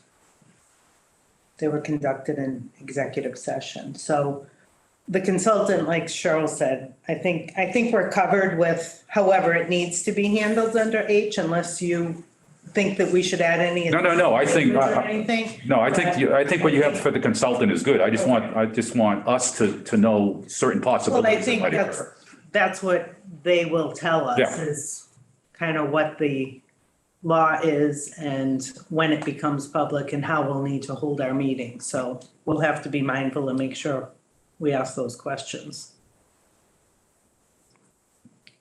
Anyone else have? No, okay. So are we good on, we're striking the word semi out of, and they become finalists at that point then? I think that's where we left off. So on to P, schedule and facilitate site visits to the place of employment of finalists and to Quabbin Regional School District. I think that's something that was important to us to make sure we had in there. Q, conduct reference checks of finalists. Pretty self-explanatory. R, facilitate candidate offer, negotiation, and development of contract of employment. Are we good with them doing that? They're facilitating it, not doing the work. I would assume, obviously, the contract and everything will fall into the school committee for a vote, but to help us facilitate through that process. S, the search will be deemed completed upon a signed contract with new superintendent. If, after due consideration, the school committee determines that it does not wish to appoint any of the candidates who have applied for this position, the search firm must be willing and able to provide any and all assistance and aforementioned services with conducting a reopened search for superintendent or an interim superintendent at no additional cost apart from travel expenses. So there's a few things we need to talk about there, the or interim superintendent. And do we want to add in the no additional cost language? Walter, did you have something to say or? I wonder if we could get rid of the interim superintendent language, if we may be able to find an internal candidate to cover that role. Hopefully it wouldn't be for too long, but that might be preferable to somebody we don't know, especially during the budget season and the town meetings. Well, town meetings should be done, but you know, all that. So yeah, I think we could get rid of that interim superintendent language. I don't know how other people feel. Dave, Peg, Joanne? I mean, either way, they're an intern. Even if you went in-house. Right, but is that something we want the consultant to be in charge of, or is Oh. that something we would prefer to be in I think we charge should of? strike it. I think that, Yeah. I feel that it should fall under our purview and the school committee purview, and I think it would be more cost effective probably in this overall quote if that is not in there for the interim. I mean, it's gonna add an additional cost to this, I would assume. Cheryl, we had two interims. You obviously had to contract with them. How did that work? I mean, what was our role in that? I don't recall, Lee. What? I don't recall. I wasn't involved with that. I wasn't involved with that at all. I don't know what happened to bring those two women to our district. I mean, that's something we need to know ahead of time. Right. Yes, Joanne, do you're right. you have any input? Not, not really. I'm just kind of, so what I'm understanding is that we don't want to consider an interim superintendent. No. Do we want the consultant to assist us in appointing the interim superintendent? Or do we want that appointment to fall under the purview of the subcommittee and we will handle that part? Whether I it would be, ask about past practice, but I don't think there has been, though. Well, number one, I don't think the subcommittee would do a search for an interim superintendent. And, Greg, we were chatting a while back and you said you thought there was a list someplace. I think yeah. So, I mean, that's what I'm saying. I don't know exactly how that's done or who, it might be the chair of the school committee that handles it. I just don't know. I was hoping maybe Cheryl would remember because I don't remember, number one. Number two, even before we get to that, Cheryl, so I have to think, Cheryl, if this clause was left in there the way it is now, even if we didn't need that, if we got to the point of we sign a superintendent by July 1st, whoever bids on this is still going to kind of cost this out, correct? Yes, because it says if you don't choose anybody, the firm must be willing to conduct a search for an interim superintendent. That's the way this is written. Right, so that they would, on the bid, they're gonna Yes, Figure that in. they're gonna yes. put that in, number one. So then, if in fact we want to do our own, if it doesn't work out and we want to do our own thing, how then would we end? How is their contract complete then at that point? Well, Or this contract? Well, the sentence before says that if you don't find someone, then they'd be willing to do a whole nother search or reopen a search for a superintendent. You may not want to have this in it all and renegotiate or choose somebody else. I mean, there was one time, Lee, where we chose another route. So you may not want to have this in it all.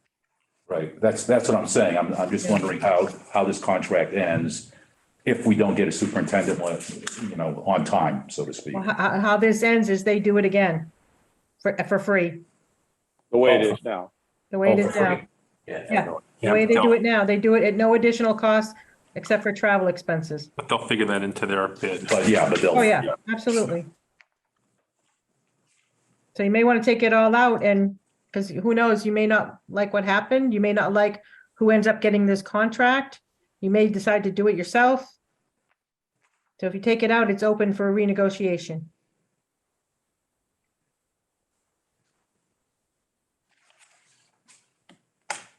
You guys have any? But Cheryl, there still has to be some, so if we took this out, there still has to be language to end this contract. Yeah, it would be, it would end with nobody being appointed.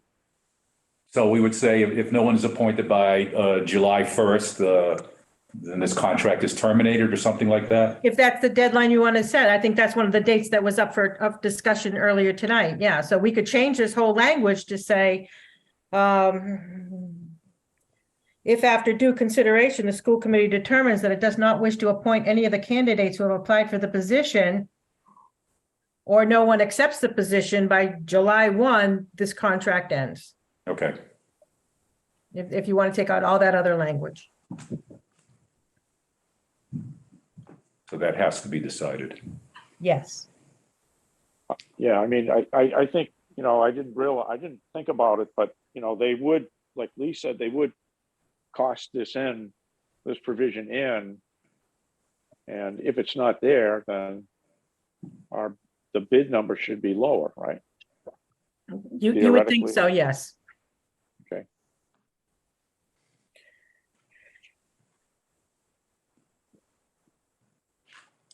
Do we want them on the hook to do it again?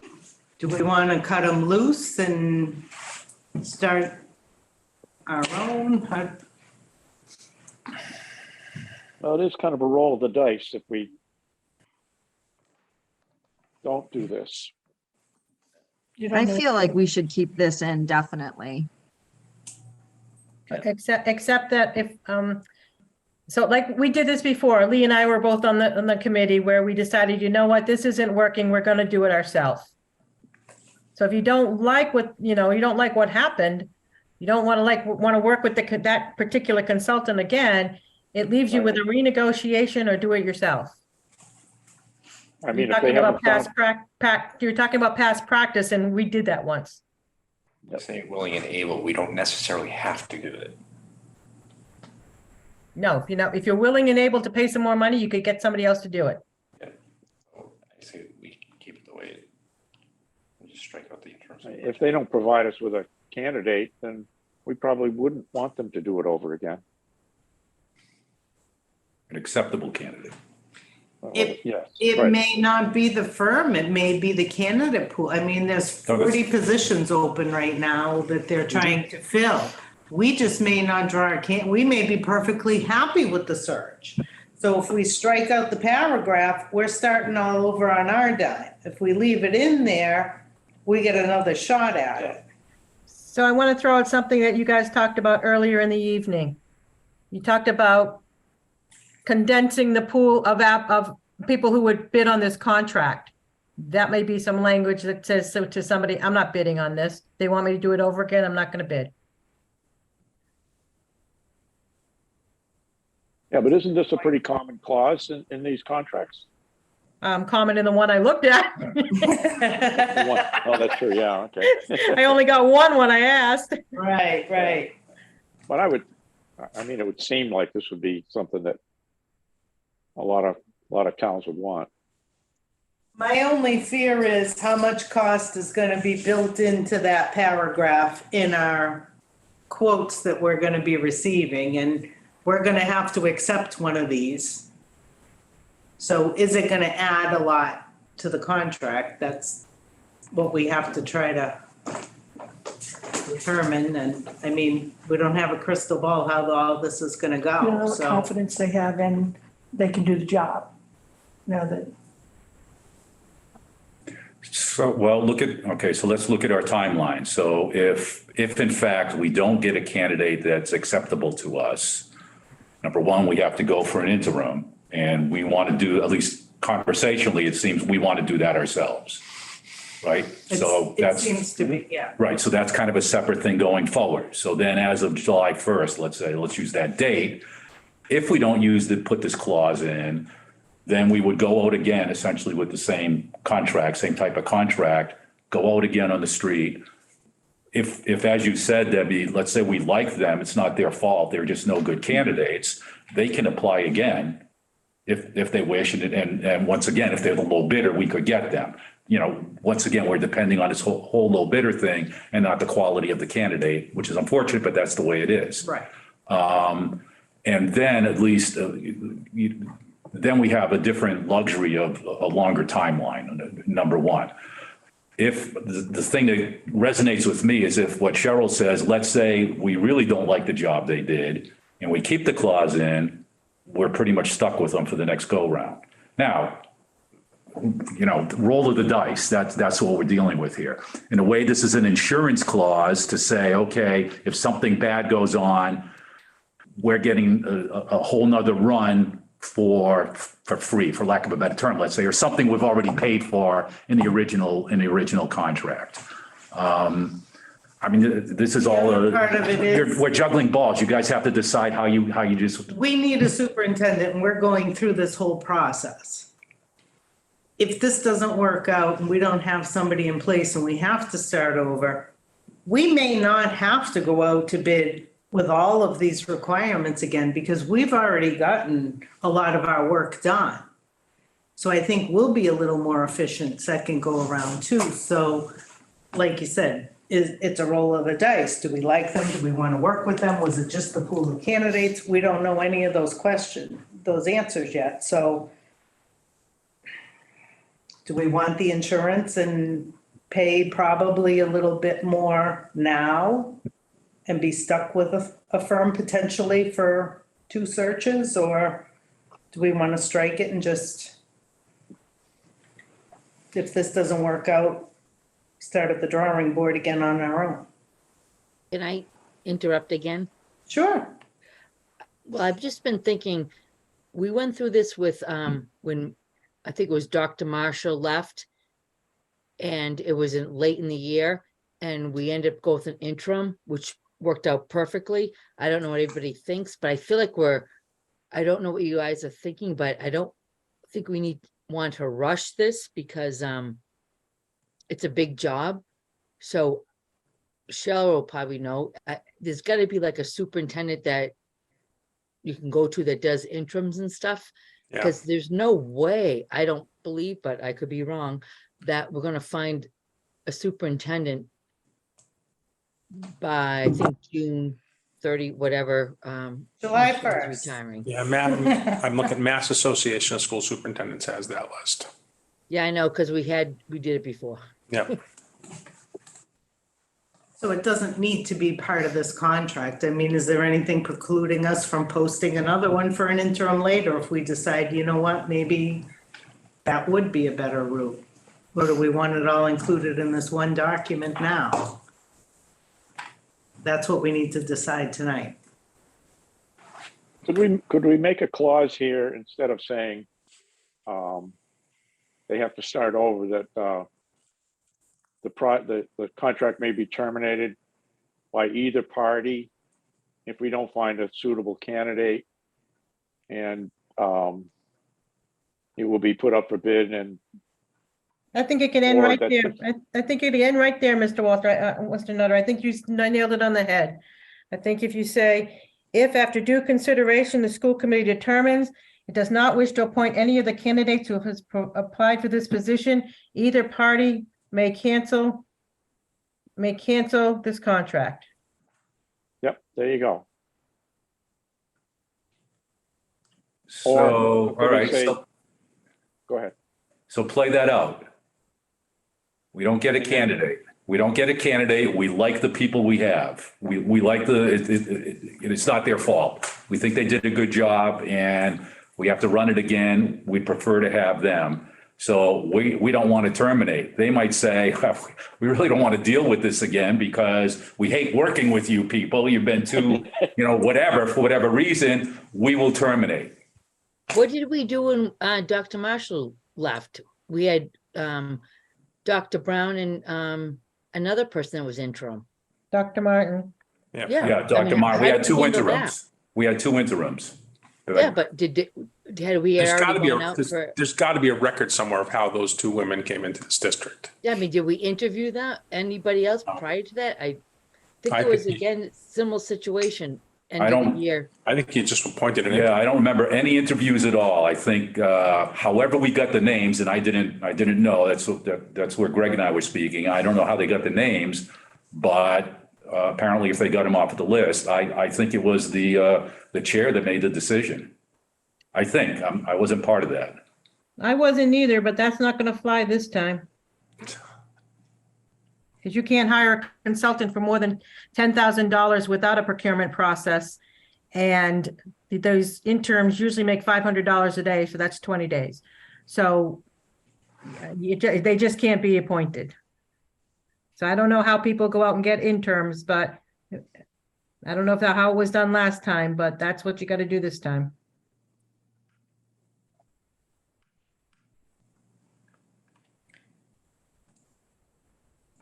All right, If you use someone internal, that same fee schedule?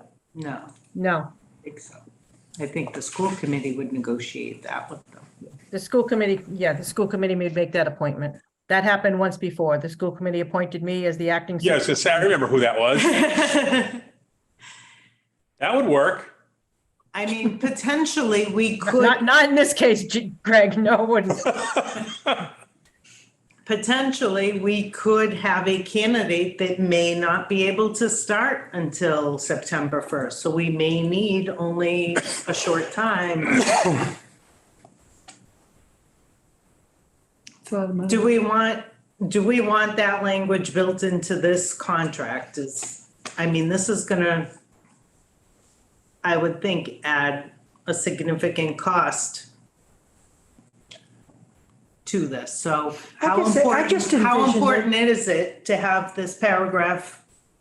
I think, like Cheryl supported what Walter said. I think agree. that's the cleanest. Yeah. The cleanest way to deal with it.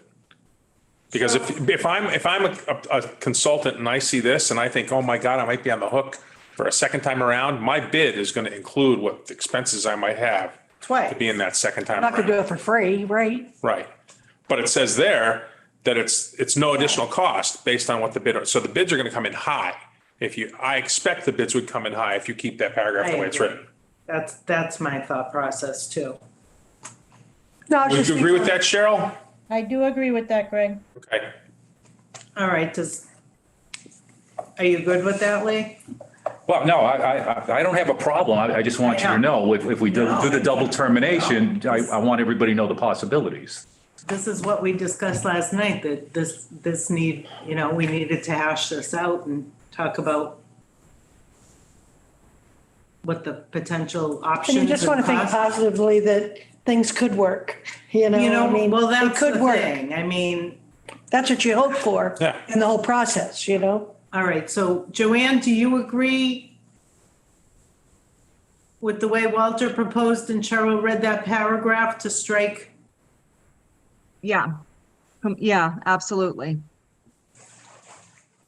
So we'll be pretty much on the hook all on our own to start all over again and hope that this contract will come in lower then and we're gonna find a great candidate. Now, Cheryl, could you read that again?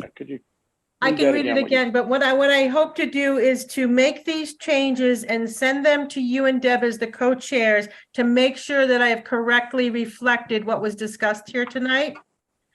I got that idea from my good friend, Mrs. Bennett, who always does the same thing.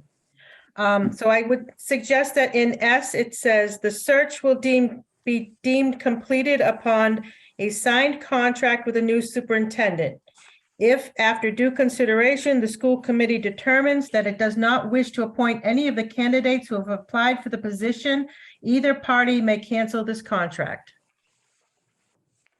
So either party may cancel the contract, Yes, may, but at the same time, the they're contract. open, continuing the contract and reopening the search, right?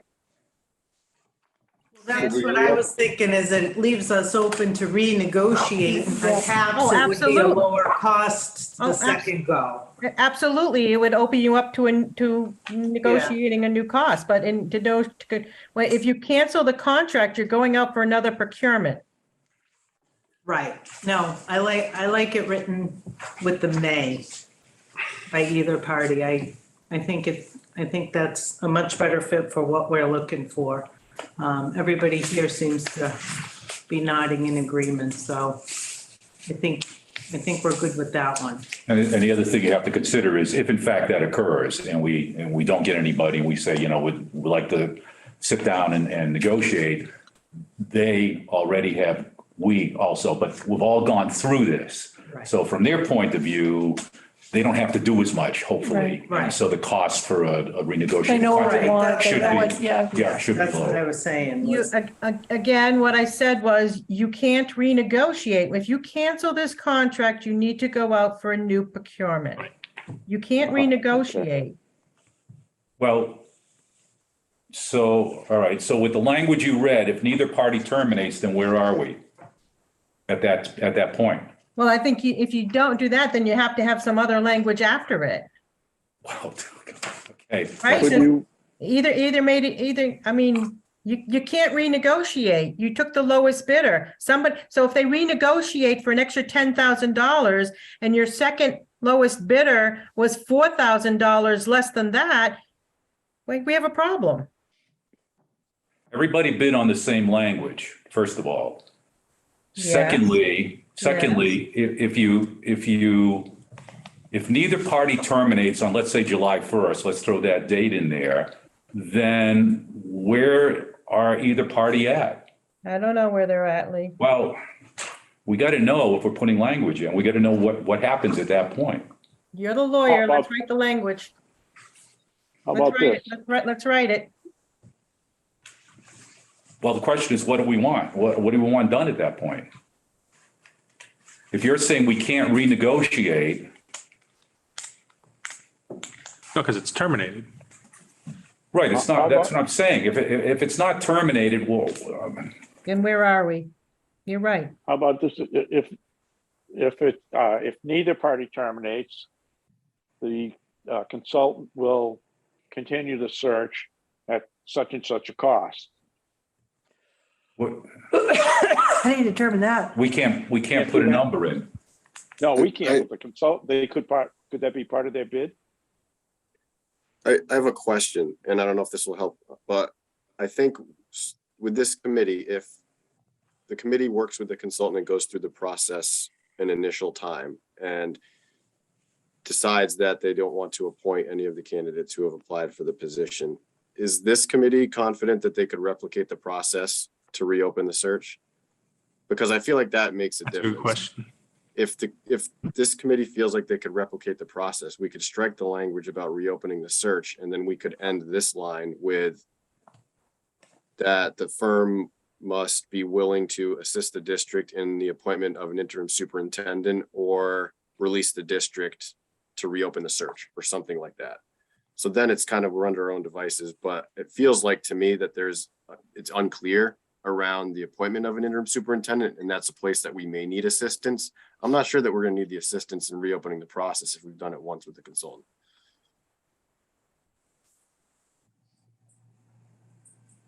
And You're I also saying- think because we don't ever have to go through this like other districts, because what's this, I've been here for 38 years. This is my only third superintendent. So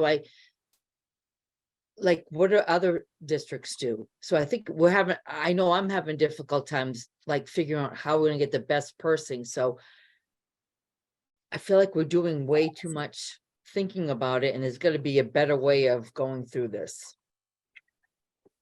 Can I ask Chris a question? Yes. Chris, am I understanding you correctly that you would say if the school committee does not appoint any of the candidates who have applied for the position, The search firm must also be willing to assist the district in the appointment of an interim superintendent at no And then I would additional say- cost? at no additional cost. And didn't we do that before? No, we left it open to do a whole new search as well. He's just saying, if I can reiterate again, Chris, what you're saying is this subcommittee may feel as if they could do another superintendent search on their own, but to end this contract, they have to help us get an interim superintendent. That is correct. I keep thinking about sort of how Lee phrased, like, what does the end of the contract mean? So certainly if we get to the point at the end where we offer a contract and we're able to hire somebody, that would be the end of the contract. I think if we have language where we still have these two end roads, which is the appointment of an interim superintendent or reopening the search, it gets a little bit fuzzy. So I think the more that we can kind of clarify that, I feel like knocking it down to the firm assisting us in the appointment of an interim superintendent is kind of final, because that's sort of like the end of the road. The problem there is, well, twofold. Number one, we don't know how that whole process occurs, but if what Cheryl says is correct, another contract would have to be done to find an interim superintendent. And we wouldn't want the onus on a contractor that we're going to be getting rid of to do a contract for an interim superintendent. I still have to think we have to have some input on who we would get to be an interim superintendent. And I mean, to me, it's difficult to put that language in if we really don't know the results or the whole procedure to do that. I mean, it might be easy for us to do it. Right, and I think that was kind of the consensus of the subcommittee was we didn't really want to be on the hook to have to use them with the interim. I think that's something that we could do as a subcommittee internally to appoint someone depending on the situation, or go out to bid if necessary. If, we decided it, here it is June and we're not recommending any of these candidates and we're going to start a whole new search. We may want somebody, maybe for a year or long term then, and that would be a whole different process and aside from the superintendent search, most likely. It appears that when you did have an interim superintendent, you went with NESDEC. They did the search. I'm looking at the minutes from June 8th of 2006. Okay. So That makes sense. So I think we just need to decide when this contract wants to end with this firm. And I think if we just end it with, if, we can't get an acceptable candidate. Walter's By language is your July. cleanest. Yeah. Yeah, Except the word may, you can't have that in there then. So you'd say something more of the lines of, if after due consideration, the school committee determines that it does not wish to appoint any of the candidates who have applied for the position, this contract is deemed complete. Okay, That's what you're saying. That sounds Yeah. good. I mean, You either get somebody or you don't. Right. that. They did their work and they're hopefully done. will Make this quote come in lower because now they're not potentially on the hook for two searches and that cost won't be built in.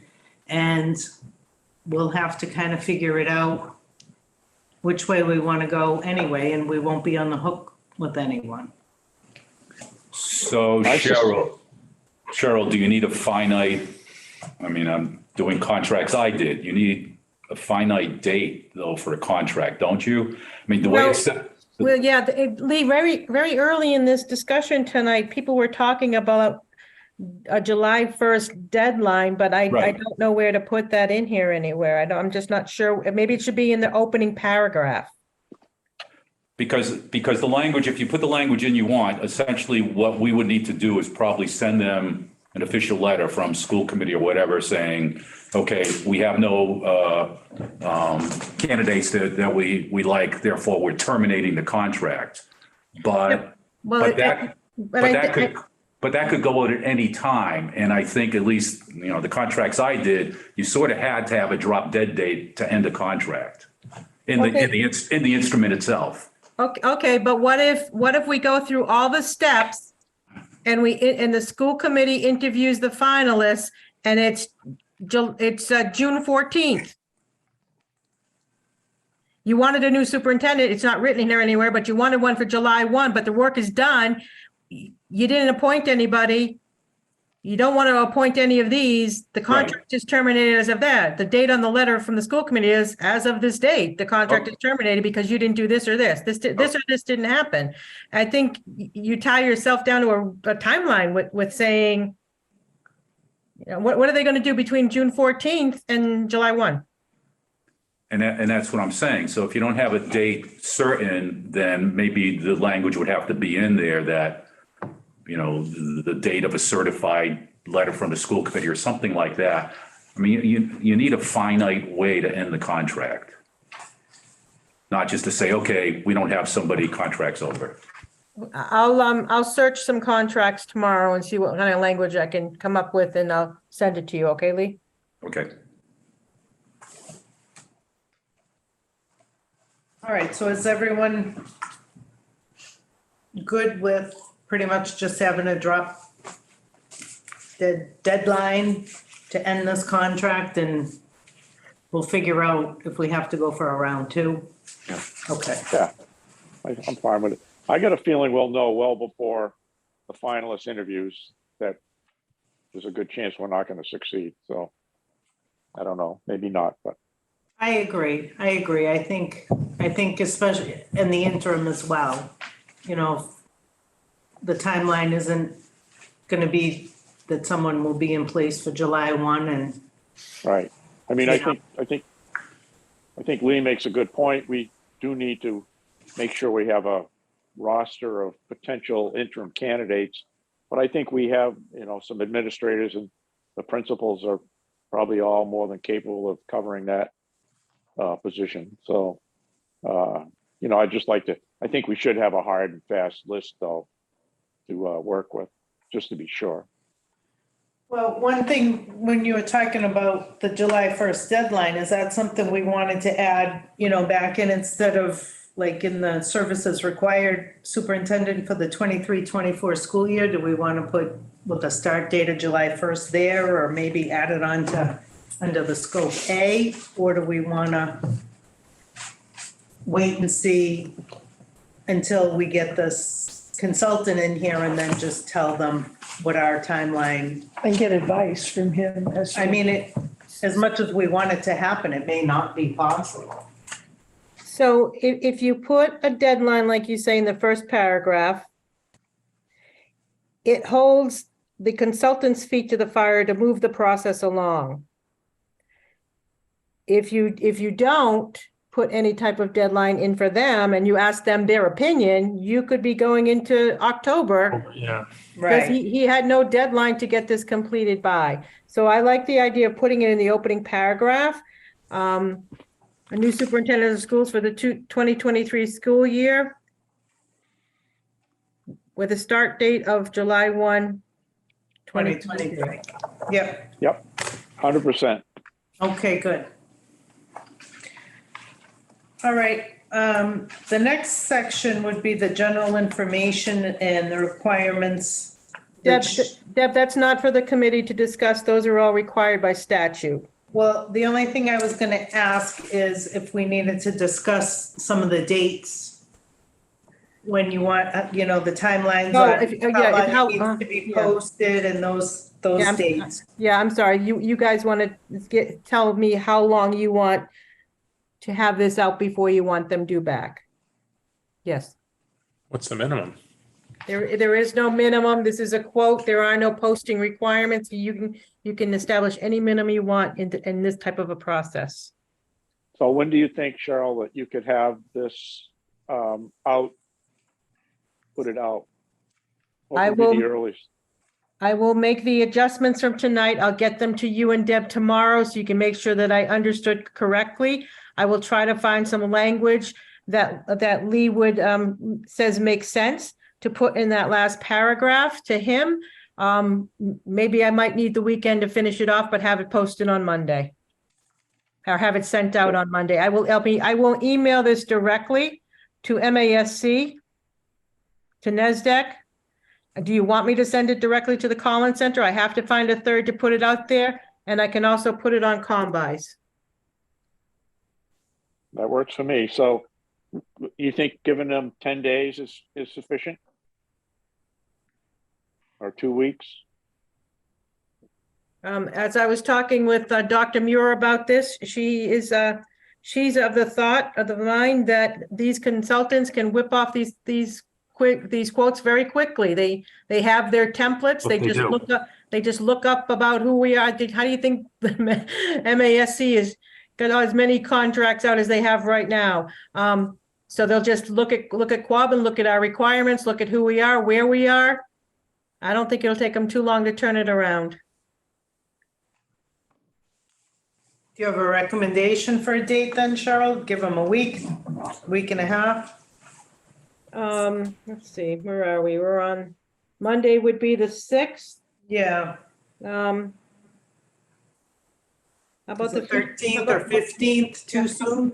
How about the 15th of February? Works for me. Is that good with everyone? That's the date I had in my proposed timeline. Hey, look at that.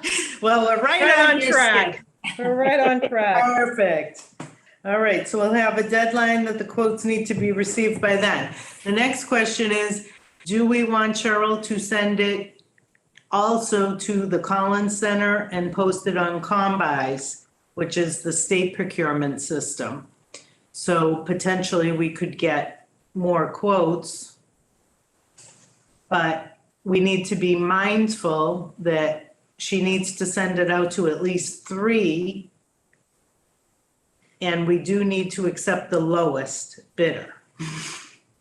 Deb, you didn't find anyone else in Massachusetts? I couldn't find anybody I else. could not find anyone. I'm sorry. I really didn't think it would be that difficult. I And didn't either. I did not find any. Cheryl, when I was just looking through the minutes for the interim from before, it looks like there was somebody, they weren't Massachusetts, but they were Merrimack, New Hampshire, MEC, Merrimack Education Center, who came in and gave a presentation to the school committee. Right. But I just looked them up and it doesn't appear that they do that any longer. Oh, yeah. So I don't know if that's anyone we would want to look into a little bit more. Did you come across any other names, Jess?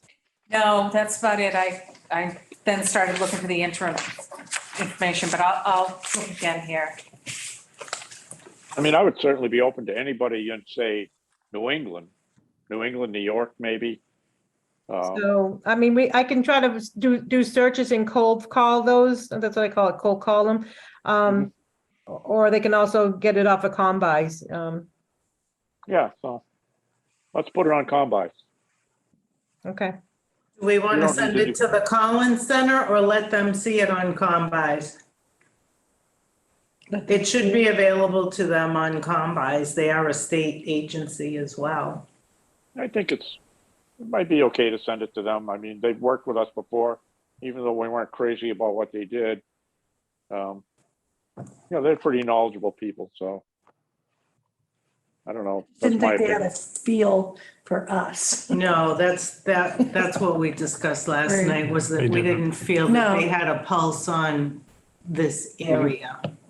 I agree. Walter, I agree with Walter, I that. did look for UMass Amherst. Nothing came up under Okay. executive searches there. Every time I typed something in, it just came up to who they're looking for. Oh, okay. Anyone else have any input on? Does the School Superintendent's Association do it? They don't. Yeah, it was Merrimack Education Center and it was NESDEC. That was back in August of 2006. And Mars doesn't do it either, huh? No, not that I could find when I was looking before. I wonder why. I'll look again.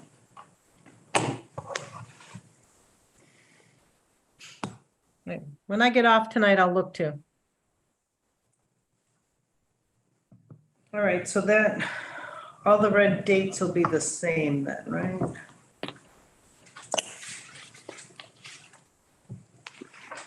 Okay, and the rest, I believe, is all the standard language that Cheryl is required by law to include. That's good because I was getting word when you're on page 3.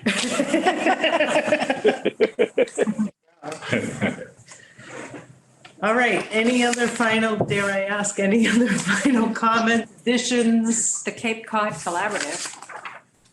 They I do think we got a searches? lot done. They do a lot, they use searches, Jess? Yep, they do executive search, it says. The Center for Executive Search is a school administrative search service dedicated to identifying and attracting executive talent for school districts and educational collaboratives in Southern New England and beyond. Okay, I'll grab their email tonight. We're beyond.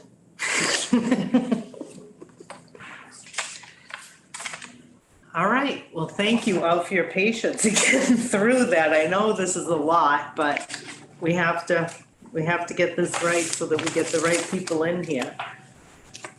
Last night. Yeah. Thank you so much, Cheryl, for all your help and work on getting this together so quickly. Yeah, check your email tomorrow, Walter and Deb. It'll be in your inbox, okay? All right. And Probably not early in the morning, but there's sometime during the day. That's fine. Okay, Lee, the All right. same thing? Lee, I'll send it to you. Do you want it sent to your home email, Lee, or your school committee? School committee. Okay, I'll make sure that I do that too. Then you'll be in the office. Yep, I'll be in the office. I'll just want to chat. We can just Okay. chat on the Okay. language. Okay, that'll be good. All right, so we're good with that. The next item was, this shouldn't take as long, discussion and timeline of addition of stakeholders to the subcommittee. I know we'll have the screening committee and, you know, this little committee is gonna get much larger at that point. But we realized that we don't have representation of all towns from our school committee, so we're wondering if maybe we should go back to the full committee and ask if any Hardwick representatives wanted to be added to the subcommittee. I did email when we first put the Oh, okay. subcommittee together. Jenna was here. She didn't express that she wanted to be on the Okay. subcommittee. Right. Ned did not want to be. Okay. And Emily was concerned about dates of meetings. But I explained to her that if she came to the first meeting, maybe we would be able to talk about that. I know she can't do Wednesday evenings. What day is today? Thursday. Okay, I know she can't do Wednesdays, so, you know, maybe she'd be willing, if meetings are held on Thursdays, maybe she'd be more willing to come. I could certainly put an email up to her if you'd like. I just think, you know, in an interest of having everyone included, I just wanted to kind of bring it up and see Would you like me If to it- email all three of them again and just say? if It that, would be nice to yeah. have Hardwick representation and. Yeah, I just Okay. think from a subcommittee level, having a representative from each town would be a good idea. And if one can't make it, maybe one could be on the screening committee. Yeah, or, I mean, you know, we have Zoom now, so, you know, I appreciate you coming in person. I know especially hashing out this stuff, it's easier but, yeah, I think it's important that we start with having as many stakeholders involved as we can. Walter, did you want to add anything about your timeline or? No, I think Anything you- we agreed to keep that in my notes for now. But I did want to say, is this a good time for everybody to meet? I mean, it's fine with me, but, you know, is this a better time than earlier in the evening or later? I can't really go later, I guess, but. Oh, please no. I think at you least know. for a couple weeks, Peggy has some commitments with basketball, so this way she's not arriving late.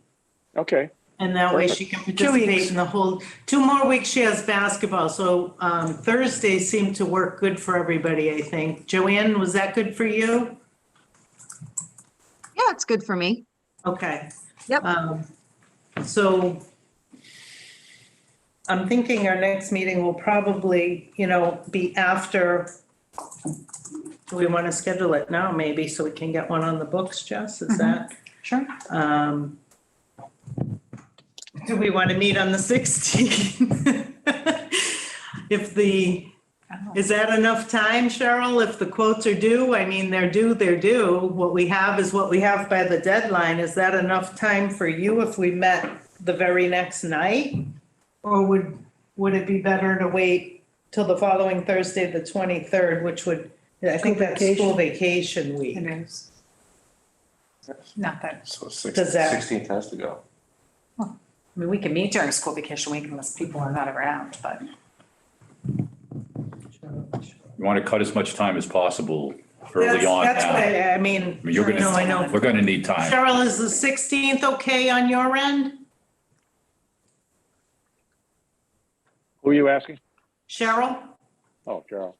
Cheryl, you're muted if you're trying to answer. I was. Thursdays are fine with me. It is date night, so 6:30 or 7 is a better time for me. I Does know the 16th work for you, Cheryl? It appears you might have something in your calendar.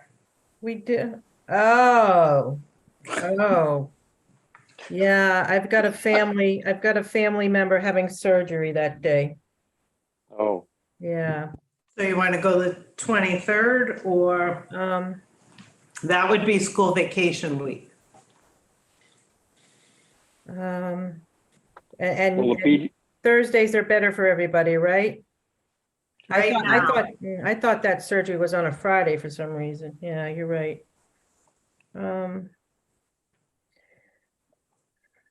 I should be back. We wouldn't be able to have it till 7 o'clock anyway, because Peg, you can't get here until then. I have to see, I have 2 things on there. Well, I've got 2 things on that day. I'm sorry. I have that surgery in Boston that morning, and I have an appointment at 6:45 that night. I could probably change that. No. I can probably change my appointment. I'm thinking, can I tell you tomorrow, Deb, because Of course you can. We don't need to decide now. let me call about that surgery that's happening in Boston that morning and see if I'll be home that day, and then I'll just postpone my 6:45. I'll make it another night. Well, we can do the 23rd. I was just trying I to, know, but like Lee Yeah, says, that we're losing I a know. week there. We're losing a Is- week. is there any other night? No, let me stay with Thursday. That's good for the subcommittee. So let me just get more information about the surgery that day, and I'll cancel my doctor's Or appointment. Tuesday, the 21st? Let's stay at Thursday. Will you have basketball on? No, I won't be here. Oh, okay. Oh, you won't be there at all? No, I'm going south. Yeah. All right. That week? Well, just for half the week. Okay. So you would be here Thursday, the I 23rd? think so, yeah. All right, Cheryl, I'm really? not coming back on Could- Thursday. In the essence of time, could we do it on Wednesday that week, on the 15th, the day it's due?